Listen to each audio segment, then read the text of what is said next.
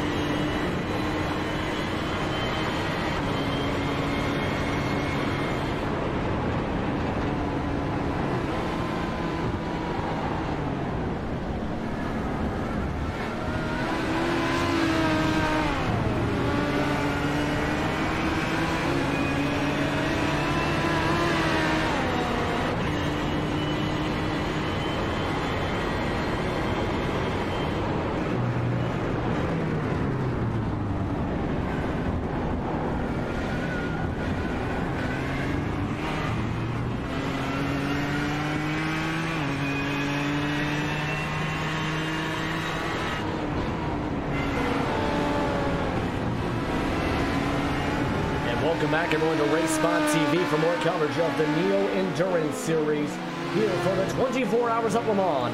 As this has been an entertaining one so far, again, on this 8.47-mile circuit. Still a long ways to go. 17 hours, 44 minutes, and 39 seconds. The clock of our lives continues to tick on across the speedway. Still, that battle we were still discussing is still keeping very close. I think right now, again, the strategy is more towards saving fuel and trying to stretch an extra lap compared to trying to battle for positions, as we are seeing that patiently taking place on your screen. Still approaching nearby that window in the next few minutes. So, what are your thoughts right now as we approach midway through 17 hours to go? Oh, this has been pretty much, battles from...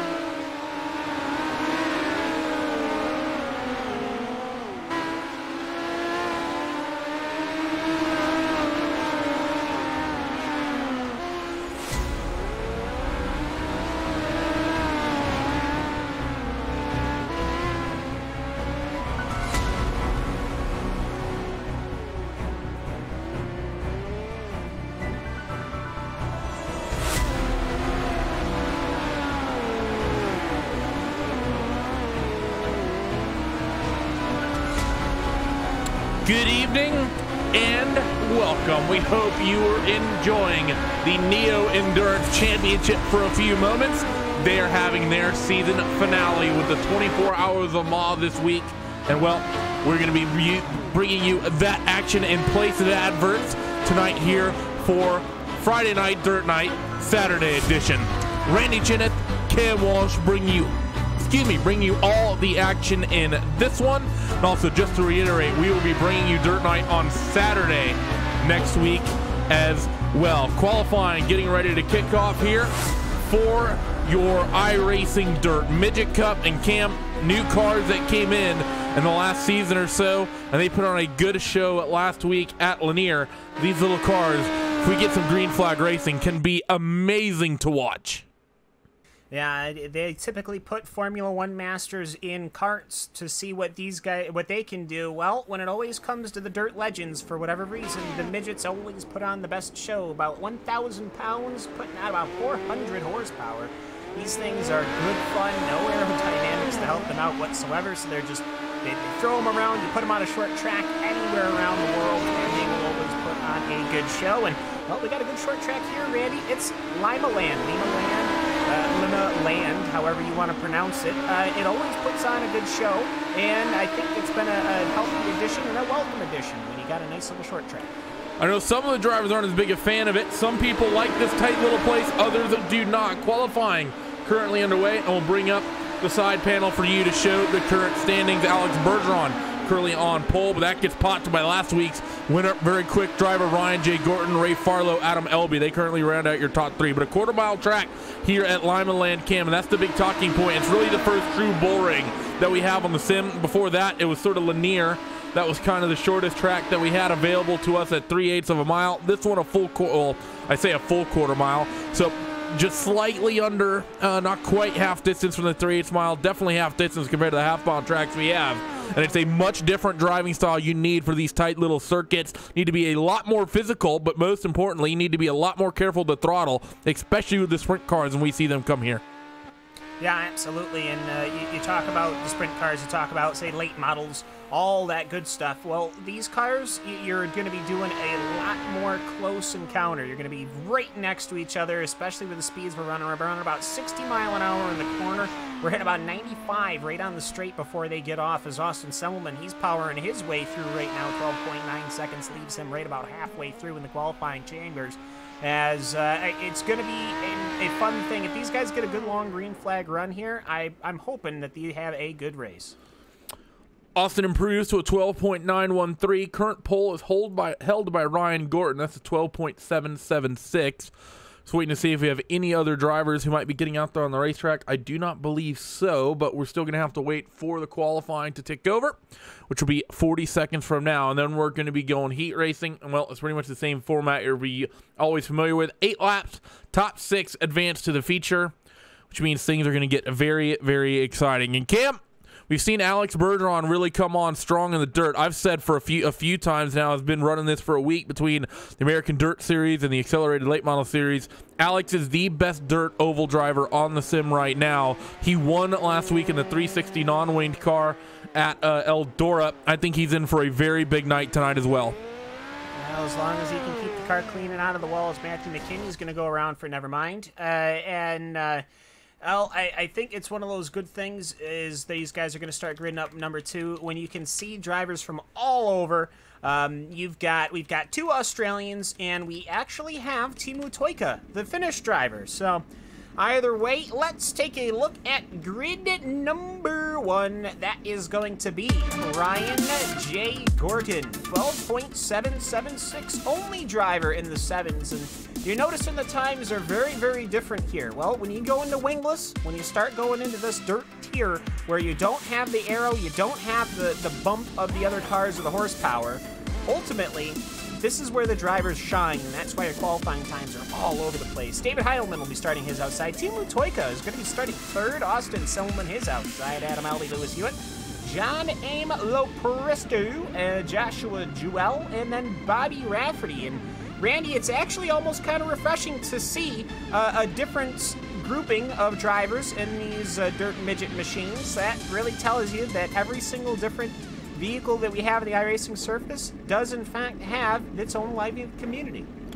It definitely is a big thing. There's sort of, you have your late model guys, you have your winged sprint car guys, you have your non-winged sprint car guys. You want to talk, if you want to start a fight at a local dirt track, just go up to someone and say winged sprint cars are the best. You have about a 50-50 chance of probably getting punched in the mouth.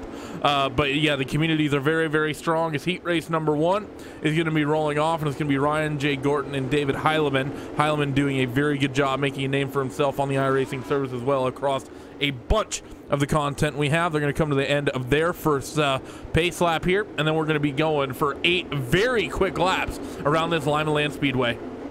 That's about a 13-second lap average, so let's see what these guys can do as our completely unmarked and unknowable pacing truck will pull into pit lane, or as we basically call it here at Limaland, the infield. That's really what it is. These guys are going to get themselves locked together for 400 horsepower per car. Get ready to go. Ryan Gordon, he goes as soon as he can. Heileman, he actually has to wait a second there. He gets himself sorted out. One car already out and spinning as everyone gets away. We are green for heat number 1 at Limaland. We're green, and the fight is on for a second between David Heileman and I believe that's Teemu Toika in the 16. Indeed it is. So the Finnish driver already making a name for himself. We saw him be very quick last week, and he's looking to have another strong week as well. He's going to pick up the 2nd spot from David Heileman. You see that Monster Energy machine trying to slip through on that high line. Right now this Limaland Speedway looking very raceable, as Heileman also having to deal with the likes of Austin Selman, who goes to the top as well. Yeah, we're almost halfway just already. 8 quick laps here. Ryan Gordon, he'll take the double sticks at lap 4, as it looks to me like Teemu Toika's having a great old time on the inside. David Heileman, he's trying to make the outside work, and all he's getting for it really is Austin Selman. Showing wheel all on the inside as Gordon's checked out, but Toika, he is almost checked out from Semmelman, and Heileman right now is the battle. Your top 6 are going to be the ones to transfer, which means, as far as I'm concerned, I'm not sure if we're going to get a consolation, but Heileman is just fighting right now against Semmelman. We're on lap 5. Still very, very tight as they come to lap number 6. Just a couple of laps left. See the 7 of Adam Elby. He's trying to get around that number 3 machine of David Heileman. Up to the top he goes in corners number 3 and 4. Will he get the run? You see a big wheelie coming from the 13 of John Lopresto. Midgets and non-wing sprint cars famous for that because they don't have the arrow to keep themselves planted. I think Heileman's going to lose the spot, but they come off through 3 and 4. White flag in the air. And Ryan Gordon, he has checked out. He's picked up that white flag. It's going to be the battle between Toika and Semmelman, and then Elby and then Heileman. Let's see how they go as Toika's running that inside line and Semmelman running the outside. Will he get the overrun? Ryan Gordon will pick up the checkered flag. It's going to be Teemu Toika, and it's going to be Adam Elby. And will get that position at number 4. So good running right now from that inside-outside line. Good to see. Results are on your screen. Ryan Gordon, Teemu Toika, Austin Semmelman, Adam Elby, David Heileman, John Lopresto, Joshua Joel, Bobby Rafferty, and then Lewis Hewitt was the retirement there. He was the one that had the incident early on. I think we had some good running. It's interesting to see people running that inside line, people running that outside line there. You're using that dirt real quick as it goes to the Australian of Ryan Gordon and heat 1, who will take heat number 2. It's going to be starting grid here at Limaland Motorsports Park for grid number 2.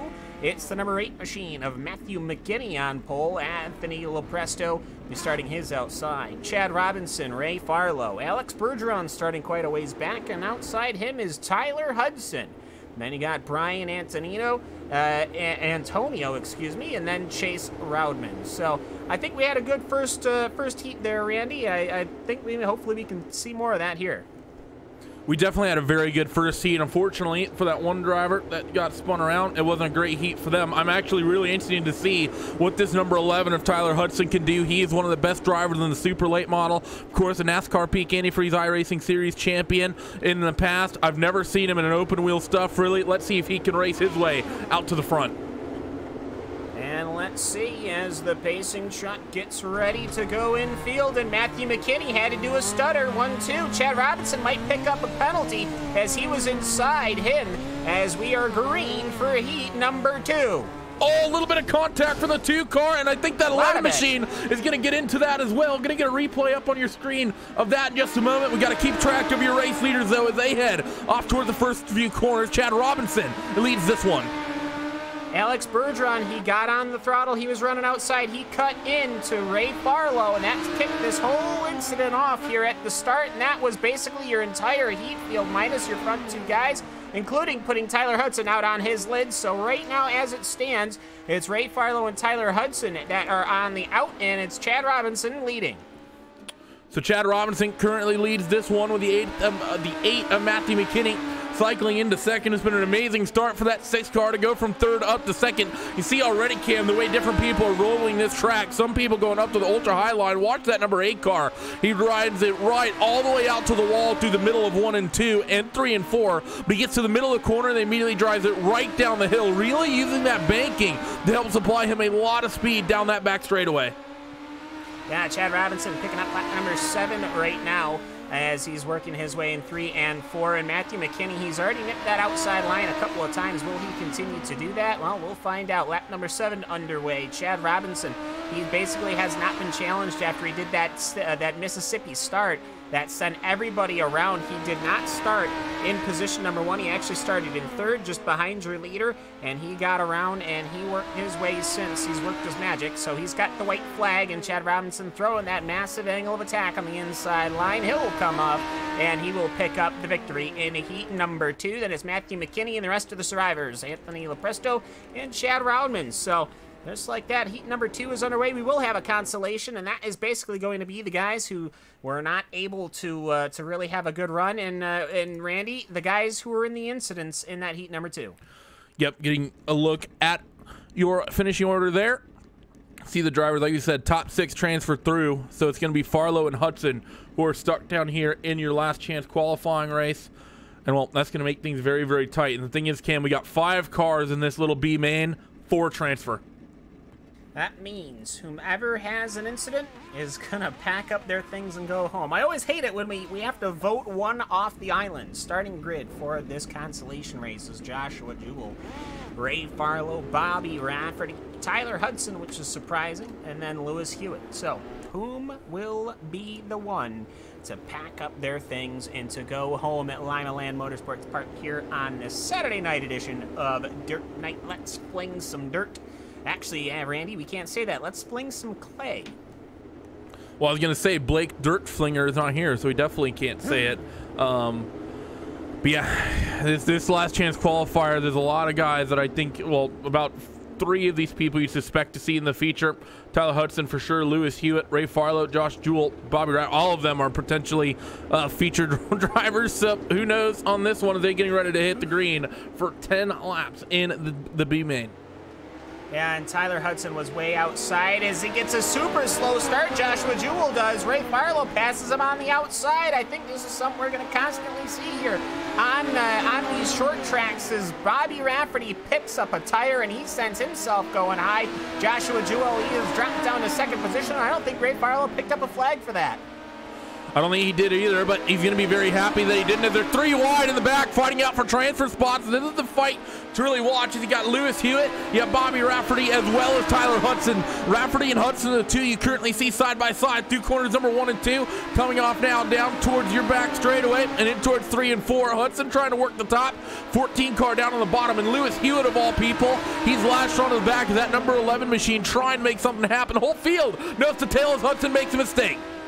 And Joshua Jewell is going to be on the attack for position number 1. We're on lap 4 now of 10 as these guys are working their way through. Here comes Bobby Rafferty. He had a little bit of a mistake. He climbed one of those tires and popped the wheel, and he lost a bunch of position, so he's had to run that inside line. I think the inside line's kind of fading away. That outside line's coming in. You can see the left front picking up on Tyler Hudson's 11 machine as he's finding himself. He needs to pick up some speed. He needs to get by Lewis Hewitt. Somebody's going home, and it might just be Tyler Hudson, but he's working that high outside line, and will Lewis Hewitt get the grip? He does, so Tyler Hudson not in good shape right now.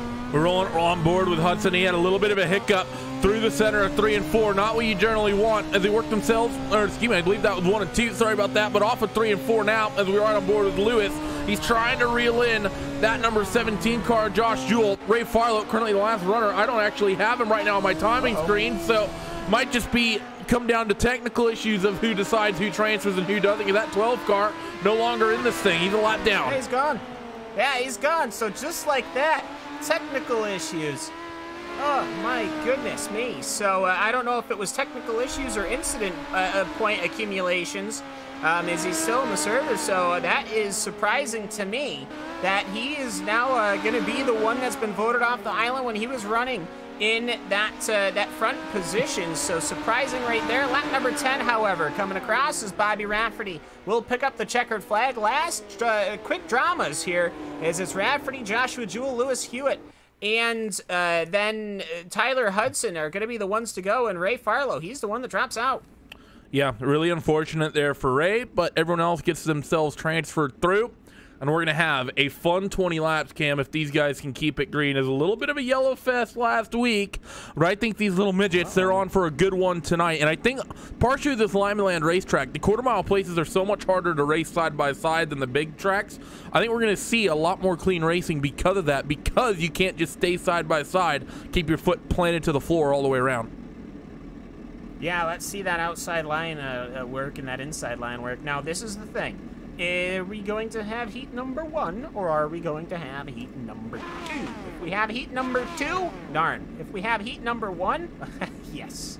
So, that's kind of going to be the tale of two demons here. Let's take a look at the feature grid here from step number 1 from Limaland Motorsports, part of the iRacing Dirt Night here on Saturday night.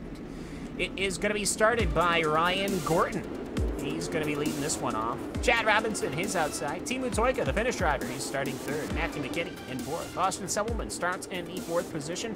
In the 5th position, excuse me. Anthony Lepresto, Adam Ellie, Chase Roundman, David Heileman, Ryan Antonio, John Lepresto. Alex Bergeron starts way in the back in 13th. Bobby Rafferty, Joshua Jewell, Lewis Hewitt, and Tyler Hudson rounds out our 6th team car.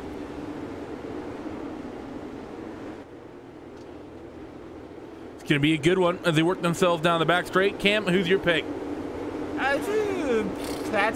We'll see if Ryan Gorton can keep pulling him off, as he is going to be starting us here. He's going to take the green flag, but on the outside, Chad Robinson powers through. We're green in the feature race here at Limaland.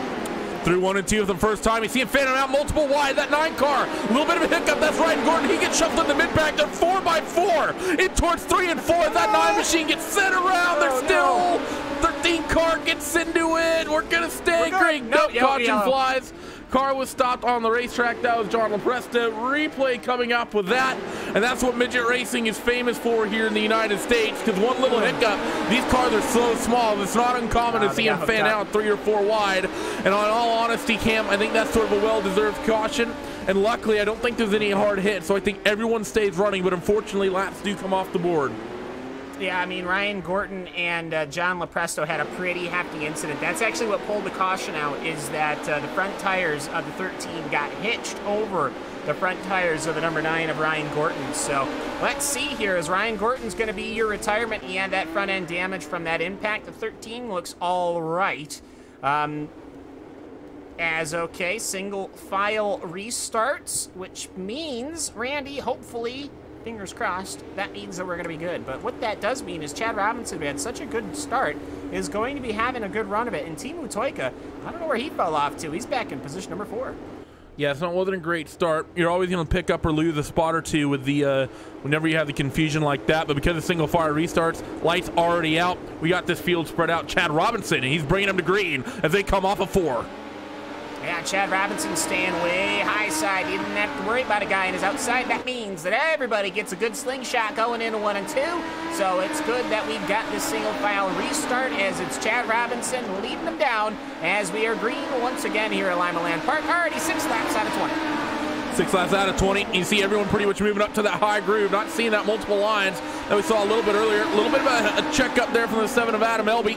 And that Ford Racing and white sponsored car as they work themselves off the corner once again and in towards 1 and 2, already approaching half distance, wheel to wheel here in your mid-pack. 3 machine had a little bit of a hiccup. That's David Heileman, and that makes LB get a little bit of an issue. And I think the 14 of Bobby Rafferty, no, not sure who that was, went around. 15 machine has an issue with Lewis Hewitt as well. The Hewitt's on his roof. Yeah, that started with Chase Roudman. Yeah, that started with Chase Roudman. He threw it way hard into the corner of that 15 machine, and he lost a ton of speed, almost twice as fast. Lewis Hewitt arrived on the scene, collected that number 15, spun him around, and he got hit again, and, well, lived up on his lid. Yep, not great. Unfortunately, Lewis kind of wrong place, wrong time, I think.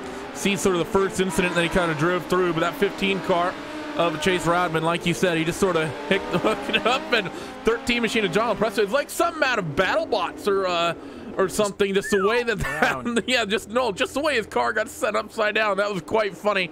Like there's a catapult or a trebuchet on the front of that thing. Decided to come out. Yeah.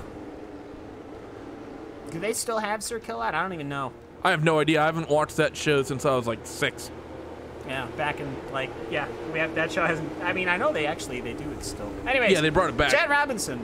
Yeah, they brought it back. Chad Robinson, Matthew McKinney, Austin Selwyn, Timu Toyka, Anthony LaPresto, Bobby Rafferty, Eilman, Albie Rodman, Presto, Hudson, Bergeron, Jewell, and your grid as they stand. So it's Robinson, McKinney, Semmelman, your top 3. Chad Robinson, he's covering that high side. Once he gets into the bowl, he lets it fly. That means he gets to go, and we are green here once again at Limaland Motorsports Park. First side-by-side of the 14 of Bobby Rafferty fighting with the 3 machine of David Heilman. See him working the bottom. 7 machine of Adam Elby is in there as well.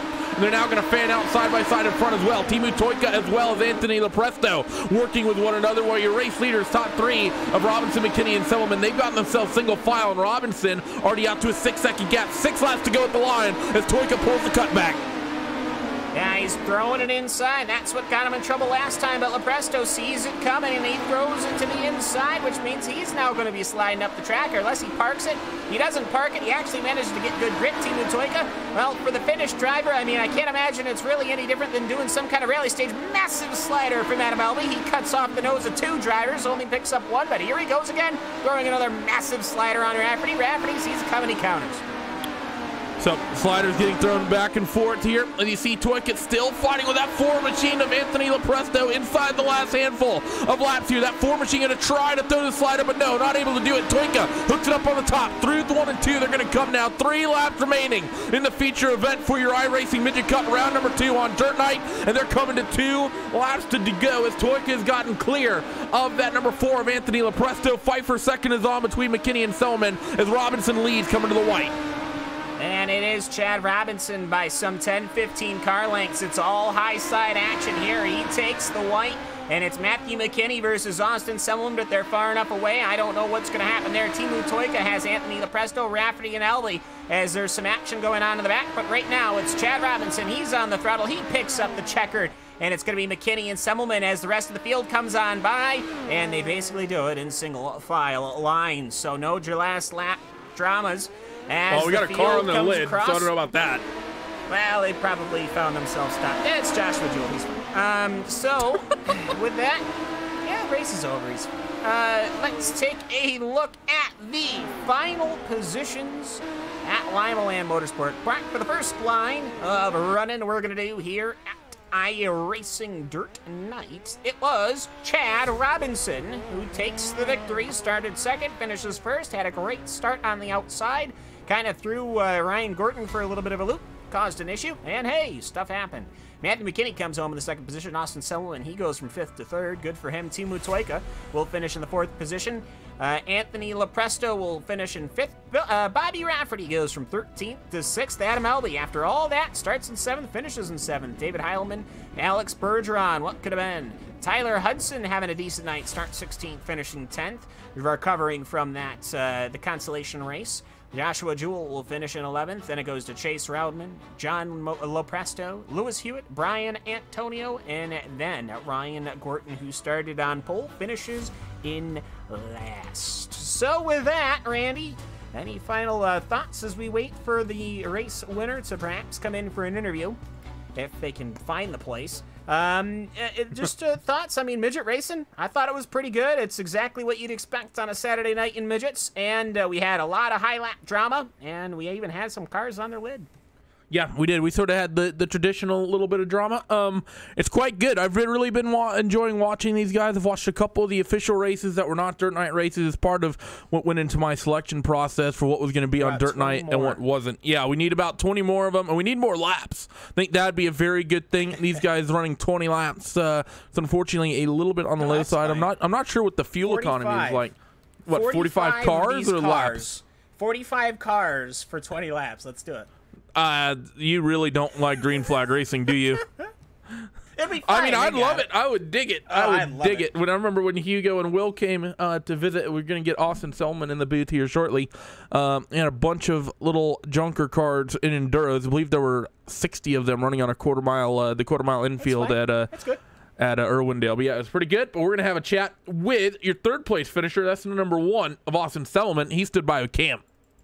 Austin, you started in 5th, you finished in 3rd. We only had, I think, 2 cautions. It was all single file restarts. Take me through your night here in this midget machine. Yeah, qualified bad per usual. So I was in a hole to begin with. Had a good race in the heat race, picked off 1 spot, and then just kind of was patient on the start there. I knew it's going to get wild, so I actually clipped the infield tire in the first corner. Otherwise, I probably would have had maybe 2nd or 3rd on the first lap. So I actually got lucky there. But, you know, it's good to stay out of trouble when you start in mid-pack in these races. So I just wish we had a few more laps so we could, you know, race a little bit more. But all in all, not too bad. All in all, not too bad. 400 horsepower on this little thing. And, you know, you're not even breaking 100 mile an hour. But just, is it entertaining? I mean, it's not like going to 410 wing sprint cars where you are just dancing on a razor's edge. Take me through driving these midget cars. You're always running around in a pack. Just kind of run me through. No wing, no arrow, as the Racespot dog says hello. Just take me through running this machine around Limaland. It's tricky.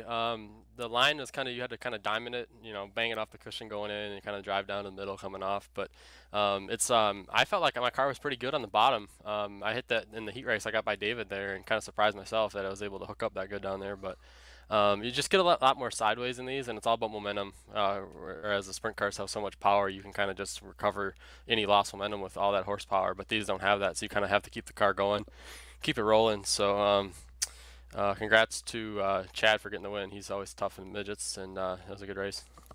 All right. Well, this is when I normally would give you the floor, but at least I have one final question. Are you going to be running the 360?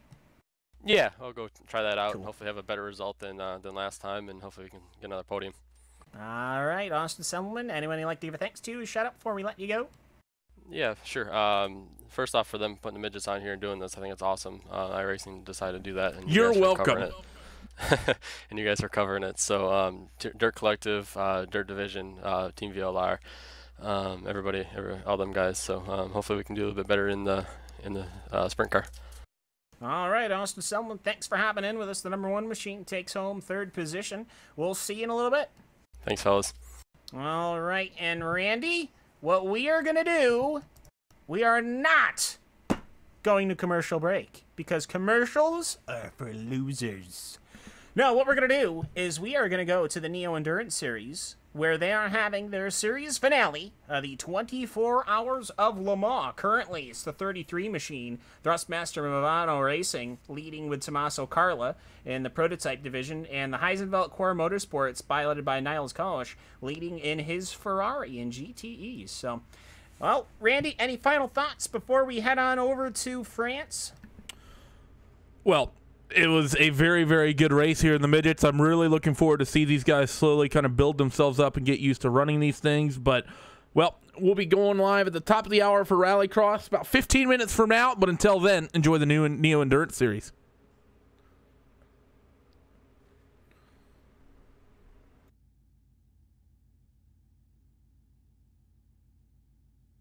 Car in front of them have to stay conservative, make sure you don't run into the lap car, obviously, and try and make sure you keep things very clean. Have avoidable contact, of course. That's Teal Martin Esports competing off with them. They zoom on by the lap car for 7th and 8th spots. Teal Martin Esports has been having a very strong run as well in the top 10. But of course, it's that battle for the 5th spot right now. Jack Keithley and Bas Slob right now are still competing right now. And that involves that virtual motorsport machine that he's dropping a little bit back through the Porsche curves for the time being. But he's had a very strong run, Bas Slob, somebody that, of course, is a good driver in his own merits as well in the various series when he competes here on iRacing. Definitely a good driver, but Jack Keithley right now is on a mission right now on this battle. He is on right now in P5. You know, I gotta say, even with a little bit of damage that they got, you know, still there, they're doing a good job. And this race pretty much just there's still a long way to go. Over 17 hours of racing to go in here. So look for the number 24 to keep pushing, and perhaps I think they will come a point that perhaps we can see them even battling for P4 right there with the Rallycross Online number 8. Yeah, we could see that for sure, as that Radicals in Online number 8 is a bit up the road for now, but just one thing with pit strategy that could close right up in about an hour or so, give or take. Just takes that much amount of time to really wind things together, of course. We like to remind you, of course, that right now, if you want to play in the mud, there's a chance to do that right now, as Racespot TV is also having its Dirt Night coverage. Right now, Ronnie Chenowth is on the call with Cam Walsh right now in that broadcast booth. If you want to tune into that, just click on the iRacing tab of the YouTube channel, switch over to that stream, or why not keep both of them open and try and keep your head on a swivel, because sometimes double screen, or double picture I should say, really interesting to watch, as you now watch MSP Phoenix Racing try and battle for its position. Jan-Erik Hofer right again, trying to still battle these MSP Phoenix cars. They just love to be on camera, it seems, with position battles. They love to be in position battle for sure, and they also have two prototypes that they will have to kind of let them go by as the number 6, and also the number 33, the overall leader, also trying to go by and perhaps make it 3 wide coming here into, but yeah, you know, every time you see 3 wide, yes, it is down the Mulsanne straight, it is 3 wide, but sometimes it can be just a little bit hairy. Could be a little hairy, and I think everyone's staying conservative with being single file, obviously, and try and wind things up again. Just those kind of things you have to pay attention to in an endurance race, of course, with multi-class racing, and making sure you don't run each other over. That is for sure, as you see them running down the Mulsanne straight once again, this time towards the Michelin chicane. We are not in the middle of Detroit, unfortunately. Yeah, not unfortunately. So, again, trying to close this up and keep this conservative whilst trying to maintain the fuel, obviously, as they zoom around that chicane. As they go down the chicane for sure now, coming here into the last portion of the Mulsanne straight as the number 63 still ahead of the 83. I think the number 83, I don't think they are trying to save fuel here, trying to see when was the last time that, well, the number 83 just came 1 lap after the number 63, so really interesting how this battle has been developing so far, as the number 63 has been making positions here and there, and well, right now the number 13, pretty good day for them, I have to say. Pretty good day for sure, as right now you see that 83, a cockpit view, closing up pretty good with the toe, and as you see, again, I brought up the possibility of fuel saving. That was something we've seen with the battle for the GTE lead a while back, where they go about even midway down the straightaway. I think that time, just lightly tapping the gas pedal, going off from full throttle, going to maybe 80% throttle to match things up. So maybe thinking of every little drop counting here, because we've seen endurance races in the past, of course, where drivers have tried to cut down to 1 less pit stop, and they end up winning the race. Speaking of pit stops, by the way, Bunch About Core Motorsports has brought themselves in on their different strategy with those kind of mindset, and really trying to get himself to pit road speed. But still, that battle is on your screen. Yeah, definitely number 55 coming into the pit, trying to eat every last single inch that he can, but doing 50 laps. So this is one of the few GTE cars that are able to go 50 laps in their stints, and it's really interesting to see that both Fords and Ferraris are able to go 50 laps as the number 55 also goes for the driver change. Alexander Voss now in the number 55. Yep, going for the driver change after Niels Koch was in the car since lap 61, as Lauren Henrik was in the car from the start all the way to lap 59, of course. So this is just their 3rd swap of the race, as currently he's up in the lead for the time being. That could change depending on how things go, and that is because Pure Racing Team GTA Blue is going to zoom right on by them back for the lead, as Patrick Pickler who was behind the car when they came across the checkered flag for the VRS GT iRacing Series for the red team for the GT3s earlier on. He's now back in the lead, and of course, very strong driver and already having a good run for this season. Having a good run, but now the number 55 slot right in front of the number 69, and this is a battle for position here in the GTE class. So the number 69 leading this race for the most part, now running in P2, but not really that far behind the number 71, as the gap right now is just 8.8 seconds from P2 to P1, but right now the number 69 and the number 55 in battle. In battle, as that's the Thrustmaster Movano Racing 69 for the GTEs. He was at, that car was at one point leading with Arthur Wilhock behind the wheel. They made a driver change a few laps ago when they finally brought it in on lap 100 even, as that is Luke Von Schurek behind the wheel of the 55. You see right now trying to close up the gap. Going to be a bit of a challenge. I don't think he got tires on that pit stop, of course, so they are about dead even in terms of the way they have the tires lined up. As a couple more cars coming in, it's to the point where you may as well have a fixed camera on the pit stops right now, because it's like a car is coming in with a different strategy every single lap when they aren't destroying cones or trying to save fuel using the tow of the rival cars. Well, and that is pretty much what's happening for all these cars with all these different strategies. But one thing we also have to note on the GTEs, unlike the prototype class where they take fuel and tires separately, in the GTE class, fuel and tires happen at the same time. So there's really no point in trying to go for double or triple stint on the tires in the GTE class. So what makes the difference is every time you try to do a driver swap. Good time to note that up. Thank you very much for the good information. As right now, things continue to develop on. You're seeing more of the battles on your screen. That's the 83 and the 63 on your screen. Once again, Shihina Mashimi Sim Racing with Philippe Matrowski behind the wheel. Jan Eric Hoffer, pardon me, is behind the wheel of the 83, obviously still. And still, this has stayed about even, just about. It has gone to, at some point, about a second gap. Still staying about even. That's at about the same pace as that position battle that we've shown between Thrustmaster Movano Racing GTE and Hoicheveld team entry, as they still stay behind each other.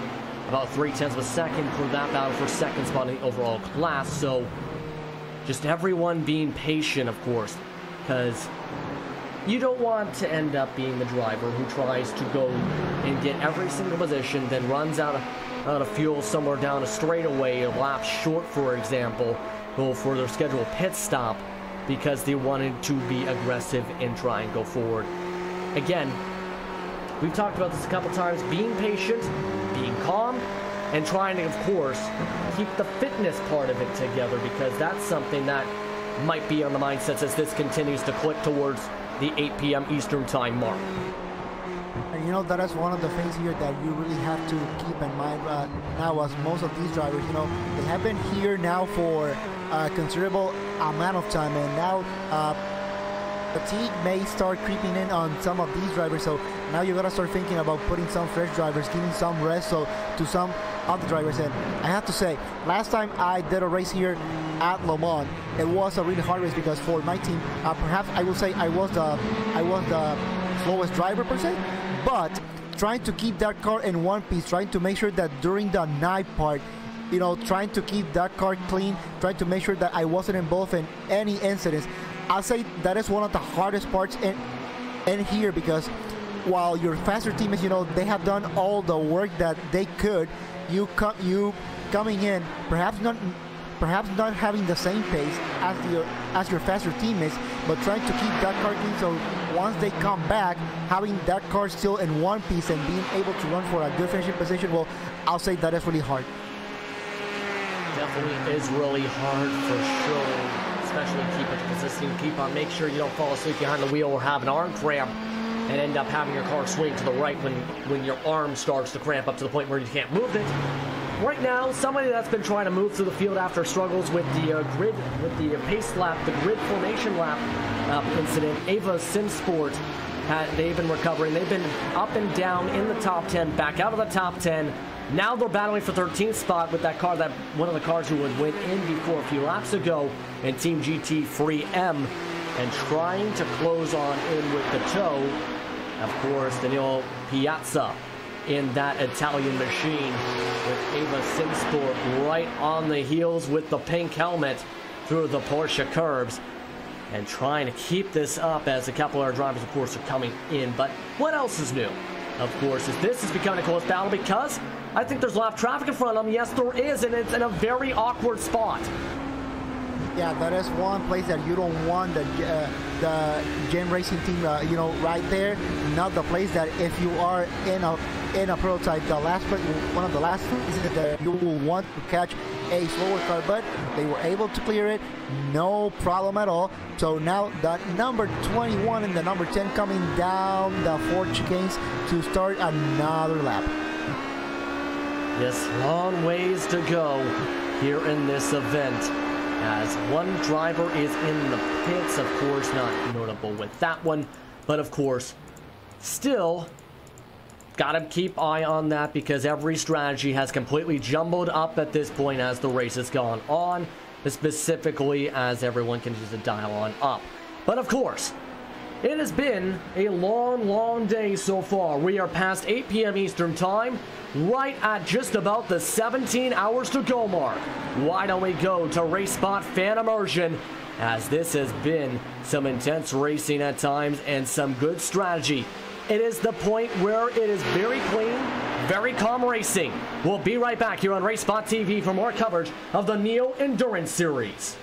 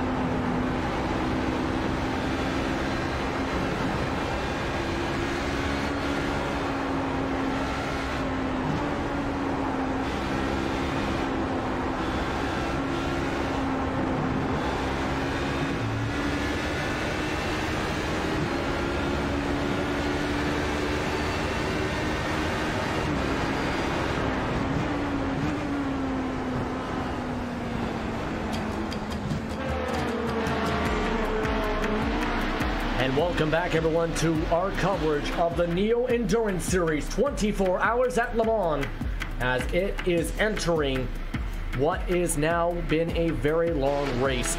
Hour 7 ticking on and entering hour number 8 here on Racespot TV. And what has been some good coverage. I'm Justin Prince. Alongside me in the broadcast booth is Alvin Neves. Hugo Ruiz has been helping us in the backdrop. We would not be able to keep things going without you. Of course, we also helped along with Ed Warner Design and our overlay designs, overlay animation by Simon Grossman and Nick Thiessen, keeping up with the live timing and scoring. That live timing and scoring can be kept track at live.neo-endurance.com. It has been a very long one so far, obviously, and a very calm one, but a lot of action. Let's take a look at your top 8 for each class. Entering the 1 hour to go mark before we switch things on for part number 3. Thrustmaster Bravado Racing is in the lead still by a minute. More than a full-on minute, in fact, over Pure Racing Team LMP.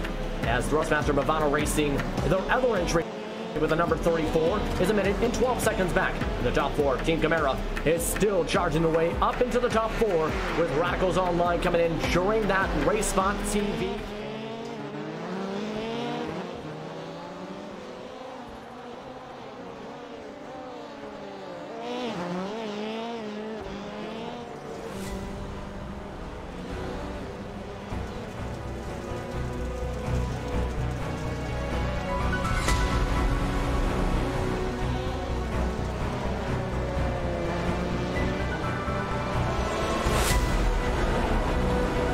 Good evening, ladies and gentlemen, once again, and welcome to the second stretch of Dirt Night in 2018 Season 2 as we get ready for the Red Bull Global Rallycross cars to hit the track here at Iowa. Practice coming to an end right now. It's a relatively small field, unfortunately. The gridding didn't quite work out for us in that respect, but qualifying, getting ready to hit the racetrack. Mitchell DeYoung is absent once again, which means that we are once again going to have another potential new winner in this championship, Cam. Absolutely, as we've got our Volkswagens and our Fords getting ready to rock and roll.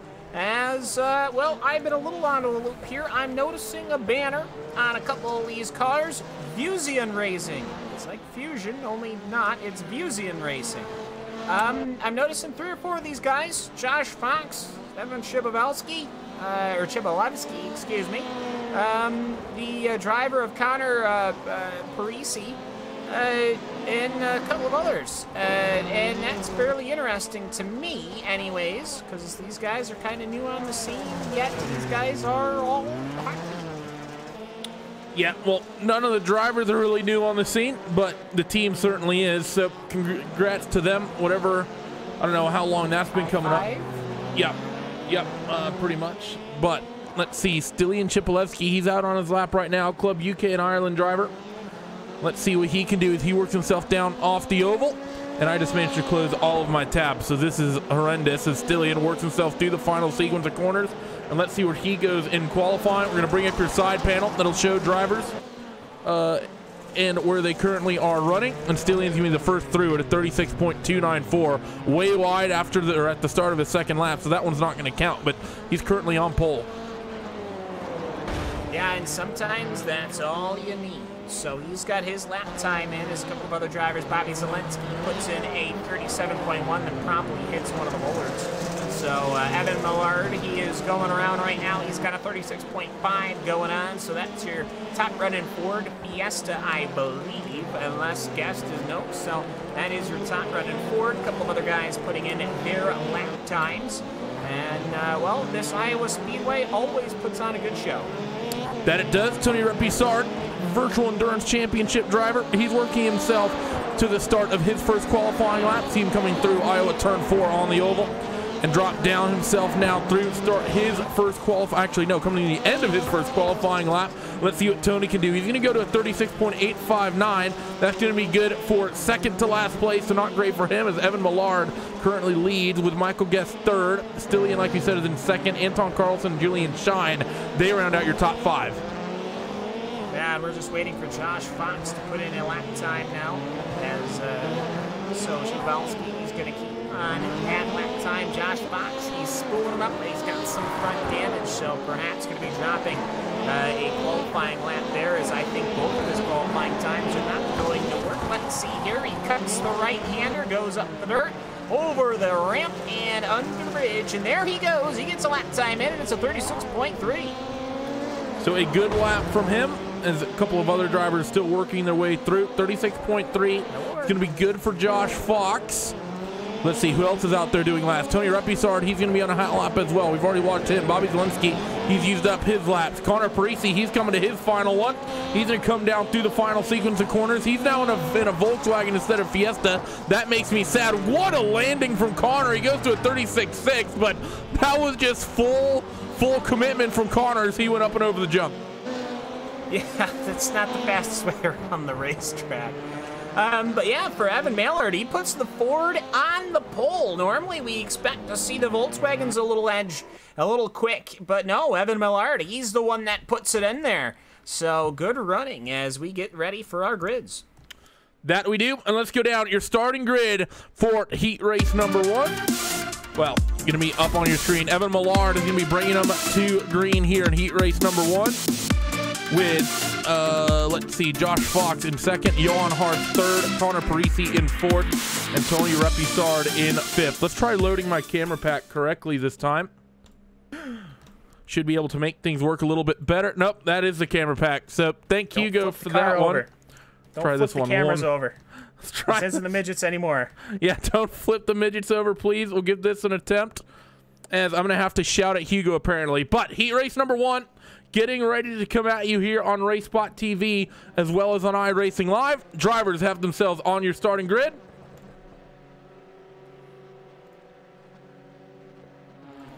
And heat race number 1 is green. Evan Maillard is going to try to work his way down through the inside here through the first couple of corners. As here comes Josh Fox up and over the jump. He gets cycled back though as Johan Hart and Evan Maillard, they're going to take the first couple spots. Yeah, and bowled out of the way is Johan Hart. He pushed Evan Maillard in the start there as everybody kind of running through the Joker. Actually, front two, Johan Hart decides not to, so he's pushed his way to the lead on the inside line, and he is going to keep it as Maillard and Repisard are going to be the ones taking it. They go side by side, almost in front of the jump. Pro tip, if you're going to do some producing at any point, do not load the oval camera pack for the Rallycross circuit. It's not great, as Repisard is going to be continuing to fight with Evan Maillard here. Those two very, very tight, those Ford Fiestas. Now working their way through Johan Hart. Let's see if any of this second group of drivers decide to hit the Joker lap. Looks like Johan Hart is indeed going to jump it. Let's see where he comes out and right on board with him. Where did he come out in comparison to those other drivers? As I think he may have had a very, very big jump here.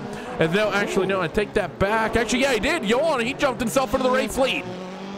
Yeah, he had the lead at the start there, and he took it. He goes over the top, all sorts of angle attack as Maillard is still trying hard. He gets shoved off. He loses the front hood of his number 9 machine, so he's going to have to spool that thing around. Here comes Josh Fox's teammate as they're going to clear themselves. But yeah, so some drama's going between the battle between Tony Repisard, the VEC driver, and that Vusian driver of Evan Maillard. As Maillard he looks like he's going to be able to finish the race, but it's only top 4s that are going across. Yeah, having a look at that incident here on your screen right now. Up and over the jump they go, and this is, I think, where the drama would have came in, and indeed, and that's usually the big trouble point, Cam, is that long left-hander following the jump. It is such a difficult corner to get right and to race side by side with people. We've seen a lot of cars over the handful of races we've done here at Iowa get pushed off at that corner. Yeah, and it just landed wrong, threw right out into that outside wall, as you saw on the replay. He tried to go side by side, but just went a little too fast over it and then got bullered out. Meanwhile, it's Johan Hart, Tony Repisard, and Connor Parisi. And Randy, I'm just going to throw this out there. I think with only 10 cars in attendance, we are maybe not going to have a consolation. Yep, that's going to be 10 cars go to the feature, 10 cars in attendance. I'm not a math major, but that tells me we're not going to have a last chance qualifier. Connor Parisi in that Volkswagen, he wants to try to work his way forward, though. Going to try to reel in Tony Repisard in that number 10 Ford Fiesta, sponsored by VEC. White flag lap currently underway as Johan Hart still leads. Yeah, and he looks like, at least to me, he's going to have a good run here in that RC machine. As here comes somebody, I think that's Josh Fox running around the outside. He pushes himself after a good recovery up into the second position. Wow. And here comes Tony Boussard. He does nothing of it. Now, interesting enough, I've actually raced with Tony Boussard many years ago, back in 2012, as both Josh Fox and Boussard go off the trail. Oh, that was everyone going across the start-finish line. Okay, all right. Good I job, had Cam. that on the white flag. Yeah, no, I thought we had a 6-lap run. All right, fine then. Finish the race on me, why don't you? It's a heat race, Cam. It's the last chance qualifiers that are 6, but finishing order from heat race number 1, Johan Hart, Josh Fox, that late joker, takes 2nd. Repusard 3rd, Connor Parisi in 4th, with Evan Millard rounding out your top 5. Stilian Chipolewski, as we now bring up the grid for heat race number 2, Chipolewski, Guest, Carlson, Shine, Zelensky. They're already all on the grid, not giving us any time in the production booth. Green flag flies. It's going to be Stilian Chipolewski leading them off towards this first corner. They're going to be 2 by 2 by 1 for the most part. Where's the one going to cycle through? Looks like it's going to be out in front. And that newly Vusion-sponsored Volkswagen of Stilian Chipolewski is going to lead them through that second corner. Side by side between Michael Guest and Anton Carlson. And let's see who takes the joker here. I think it's just going to be Julian Shine in that pit lane Ford Fiesta. Oh, it's 1 to 7. Carlson does as well, yep. So it's now Carlson and Shine that are going to be leading. Chebowalski, he's got a little bit of a gap over Guest, and then Zelensky is trailing through. So let's see how these guys run on through here. It's interesting to me how these teams are kind of laying themselves out, as I was watching Chebowalski, and he almost got a good dive bomb from Michael Guest. Yeah, the aggressive move from Michael, but very wise to not slide it down the inside. At the end of the day, you're transferring to the feature 100%, so no point in doing anything too silly. Let's see if any of these drivers elect to take the joker. It's going to be Bobby Zelensky in the 5. Let's see where does he come out in regards to these other drivers. Well, he's going to be side by side with Julian Shine off towards this sort of drop off the oval. They're going to be wheel to wheel, and Bobby is going to have potentially the cutback, but a bit of a wiggle for him at the apex. Because of that, he's going to drop into 3rd, and I think that's not going to be good for him. I think that little hiccup might mean that Stilian is going to be in the window to jump him when he jokers back. I feel like Shine saw that coming, so he parked the car in the middle of the apex as Zelensky works his way over the curb. So it's now Carlson, Shine, Zelensky, but we've got Chebowalski and Guest waiting. And here comes, I believe, Chebowalski through the joker. Was it? No, it was not. Yeah, yes, it was. Yes, it was.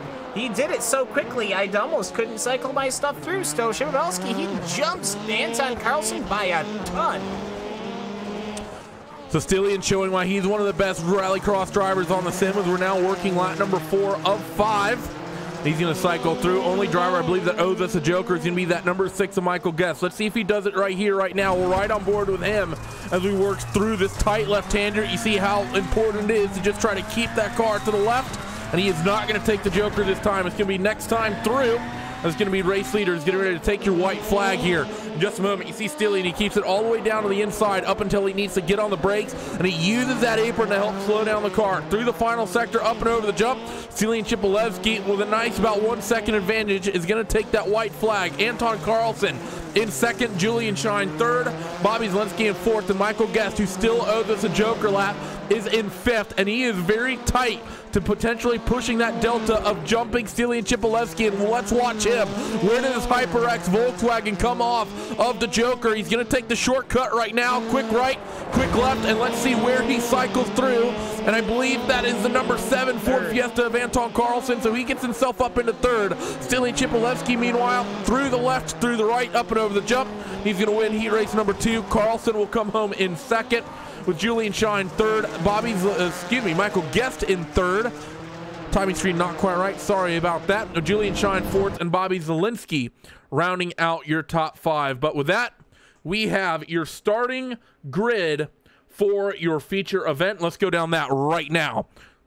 It's going to be Johan Hart starting on this front row, with Stilian Chipolewski 2nd, Josh Fox 3rd, Anton Carlson 4th, Tony Repusard in 5th, Michael Guest 6th, Connor Parisi in 7th, Julian Shine in 8th, Evan Millard 9th, and Bobby Zelensky rounding out the 10-car field in this one. Just waiting for all the cars to get themselves onto the starting grid, and then we will be green. A good dispersion between the Fiestas and the Volkswagen tonight as the revs begin to build. and we are green in the feature event for Red Bull Global Rallycross Week 2 of Friday Dirt Night. Through corner number 1, almost clean. The 7 machine of Anton Carlson gets a little bit of a tap and takes an awkward jump. Oh, who is that? I believe that was Connor Parisi. Big impact with the timing beam. Replay coming up on your screens.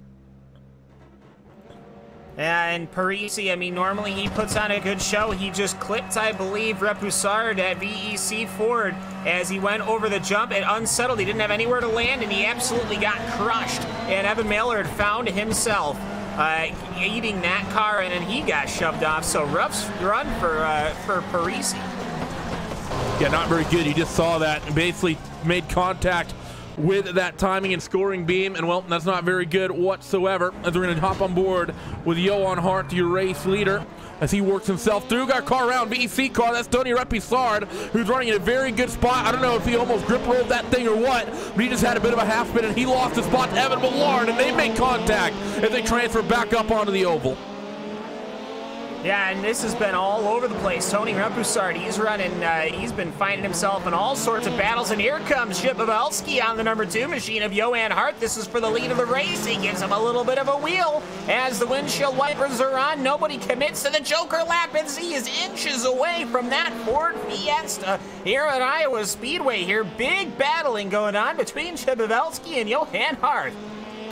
And both of these drivers have already jokered, so you're not going to see them end up taking. I think most of your field has already hit that as they work themselves now off towards the final braking zone. And Chipolewski, much wider line. You should see him pick up a speed advantage. And look at the momentum he can carry off towards the jump. This will potentially open up an opportunity through this left-hander. Can he throw a move? No, he can't. It's difficult to make happen, but it is something you can sometimes do. Through now this sector, Kins Chipolewski. He's got a side-by-side at the little chicane, and they somehow get through that one-line corner too wide. Here he comes now, down at the hairpin, and he's going to muscle Johan Hart out of the way, but they're still side-by-side. They transfer back onto the oval, come back again for Stillian. No handbrake at all there as somebody takes the Joker and they pancake it. It's Anti-Carlson. And I think he just wrecked himself going up the... no, he didn't. Something has gone wrong with his machine. Replay. But either way, great battling going on between Johan Hart and Pavelski and Randy. I have no idea what happened to Carlson's machine, but he is done. Yeah, having a look at that now. Oh, you're right. He just messed up the Joker. That's all that happened to Anton. Just an individual driver mistake right there. They're going to look her way back forward as Johan Hart still has this race lead somehow. Stillian Chipolewski is in second with Julian Shine in third. The way that those two have been fighting him and brought in that number 8 car, and Evan Millard in the 9 is not very far back either.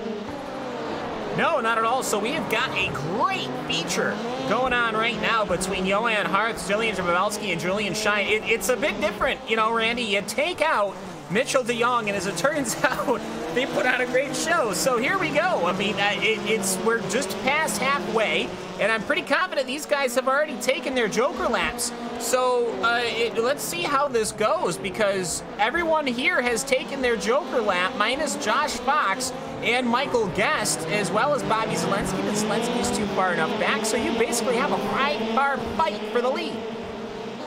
Yeah, it's amazing what happens when you remove Mitchell. Also amazing what happens, Cam, when most of the cars survive lap 1. As we're getting the best, I think this might be the best main event that we've had in the Rallycross race through all the Dirt Night races. This is our 14th iteration of it as they work themselves through the second corner once again. Cars starting to get a little bit spread out, but still within striking distance as we have about 3 laps left. Yeah, and for Johan Hart, he's just got to focus on his line. Nothing he can do other than drive his machine. If he is going to get punched by that Volkswagen, he's going to get punched. Not going to matter where it comes. He's got enough of a gap going down the apron drag as they work their way up to the high side. Then they're going to make their cut back over the jump. As it's Hart, Stileski, Shine, Millard, and Repoussard. As all these guys, they have pretty healthy cars, and they're running really hard. The track, meanwhile, is constantly giving away on dirt, and they've all run the Joker lap. Where will Fox come into this, by the way? That is what I want to know. That's going to be something to keep an eye on. He's really the only driver, I believe, that owes us a Joker. Michael Guest owes us one as well, who's just behind. So they are both drivers to really keep an eye on. We're approaching 2 laps to go as Johan Hart and Stillian Chipolewski very, very tight for the race lead as they drop off the banking for the penultimate time. And a little bit of a bobble coming up through the jump, but that Ford lands solid As here comes Pavelski, gives him a little bit of a tap. He's forcing himself to give himself some room. Here we go again as he goes to the left, right, and now here comes Pavelski, perhaps on the inside. No, he's not going to get the acceleration. Looks to me like the Ford has a good jump, as there's your handbrake as he gives it a little bit here. There's Josh Fox. He now arrives on the scene as we have an incident in the back.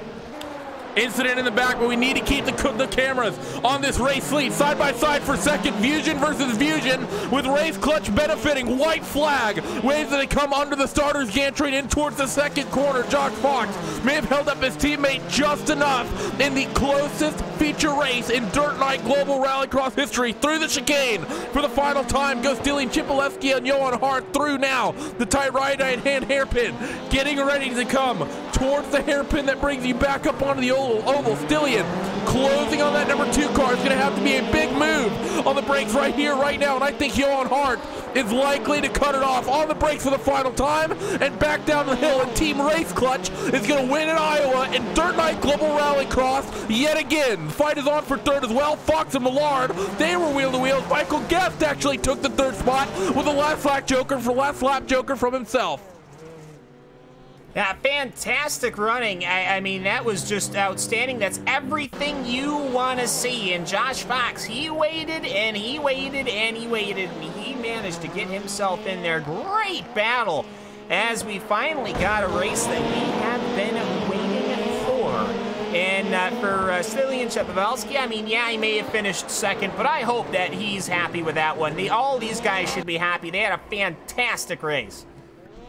That they did. That was, like I said, that is the most enjoyable Rallycross feature we have had thus far on Dirt Night. It helped, like I said, the fact that so many cars managed to work their way through the first sequence of corners and everyone was so equally paced. We had a top 5 separated by only 2 seconds, top 3 only separated by just over a second and a half. So what a run here in Saturday Night Dirt Night, this iteration. Let's go down your post-race results here on Racespot TV. Johan Hart takes the win, the French driver over Stillian Chipolewski, with Michael Guest in third, Josh Fox in fourth, Evan Millard in the fifth, Tony Repisard in sixth, Julian Shine seventh, Bobby Zielinski in eighth, with Anton Carlson. A little mistake from him coming through the Joker, his own mistake, no one else to blame really, and Connor Parisi, who on lap 1, let's just no other way to say it there, Cam, pretty much got killed going up and over the jump at the start.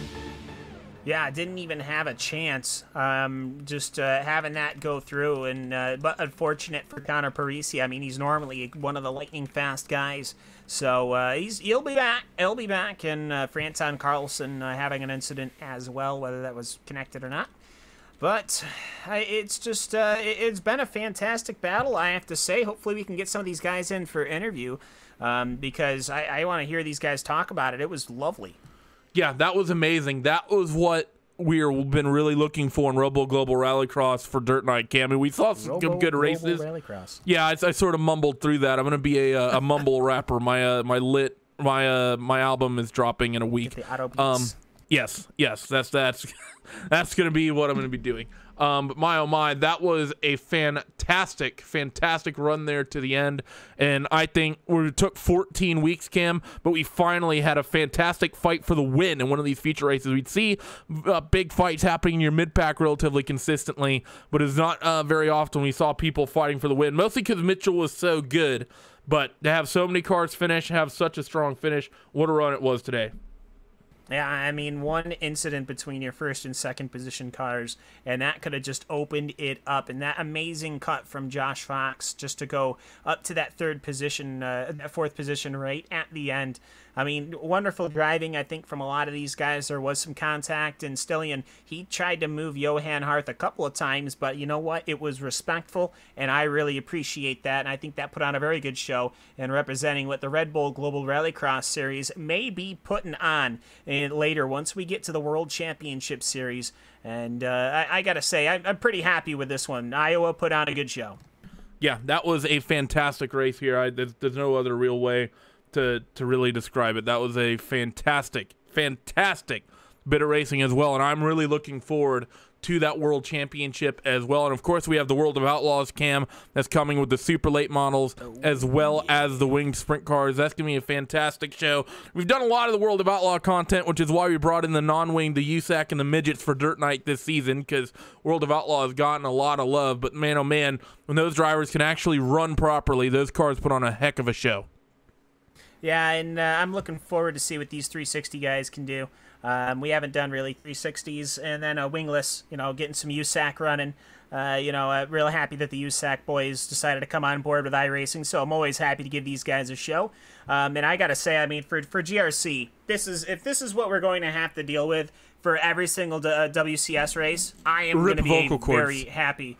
Yeah, it is going to be a great time, and I'm not going to be part of it. It's going to be you, believe you and Johnny Simone, and maybe me sometimes. But I got to say, for the GRC, it's going to look like it's going to be a good show. And unfortunately, I don't think anyone's going to show up for an interview. Yeah, that certainly seems to be the case. But oh well, I won't take it personally. I will though when you turn in during the World Championship. Doesn't work. So he wants to interview, but he can't.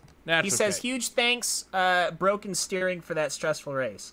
Probably got a little bit of contact. Well, he probably got a little bit of contact early on and broke the steering. Was probably having to drive without that steering wheel a little bit sideways. But that is going to be the second stretch of Saturday Night Dirt Night coming to a close on this one. Once again, we are running Dirt Night on Saturdays for this week, of course, and next week as well. After next week, it will be back to Fridays.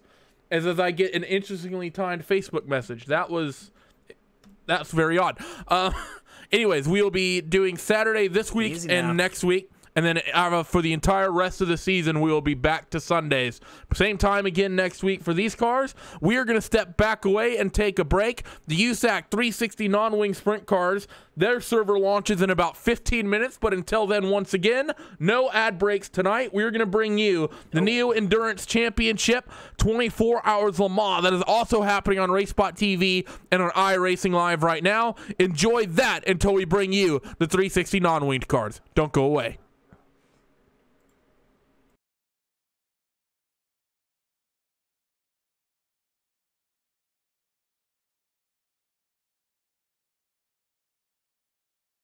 Good race there, but now, well, this is really gonna affect the race there as well.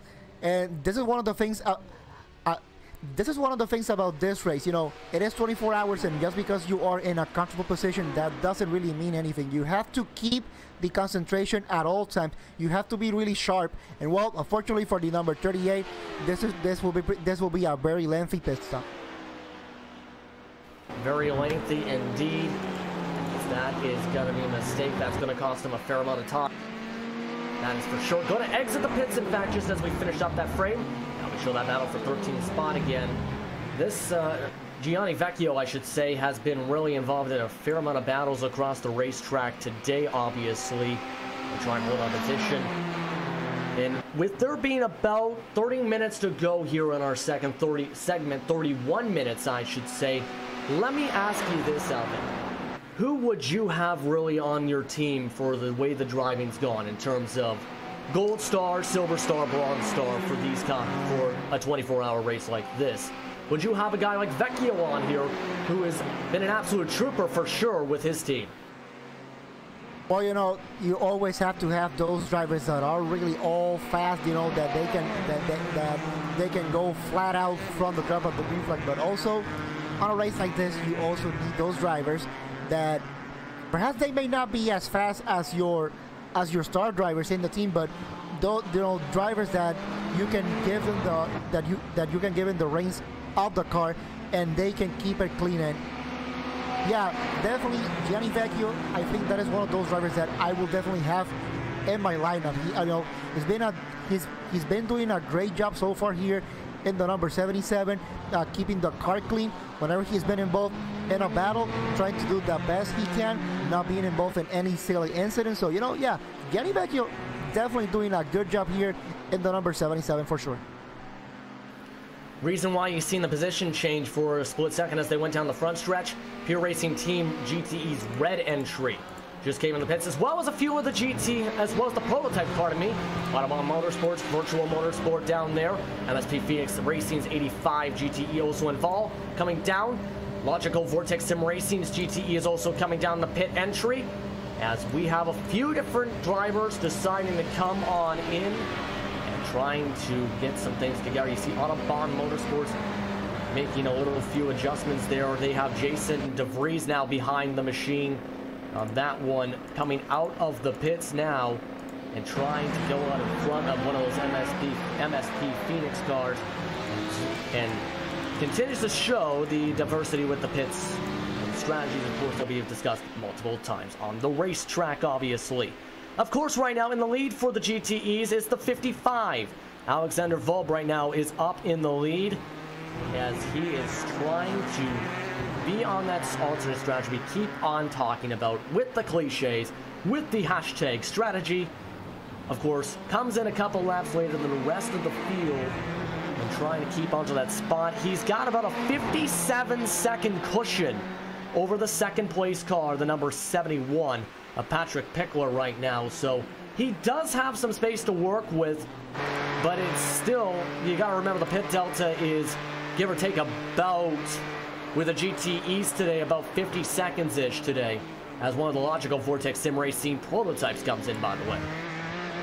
Oh, you know, and that is one of the things that really defines this race, the strategy, because not everybody is on the same strategy. So in a way, while you are racing the cars on the track, you are also racing the clock with your own strategy to see what is the optimal way of trying to do the most amount of laps possible. And this is something that we're gonna see here all race long. Right now we are almost 1/3 distance in this race, and we really have no idea which is the best strategy. So this is something that we just gonna keep, that we will have to keep an eye pretty much all night long. And once we come back with perhaps 2 hours to go, then we will know what was the best strategy.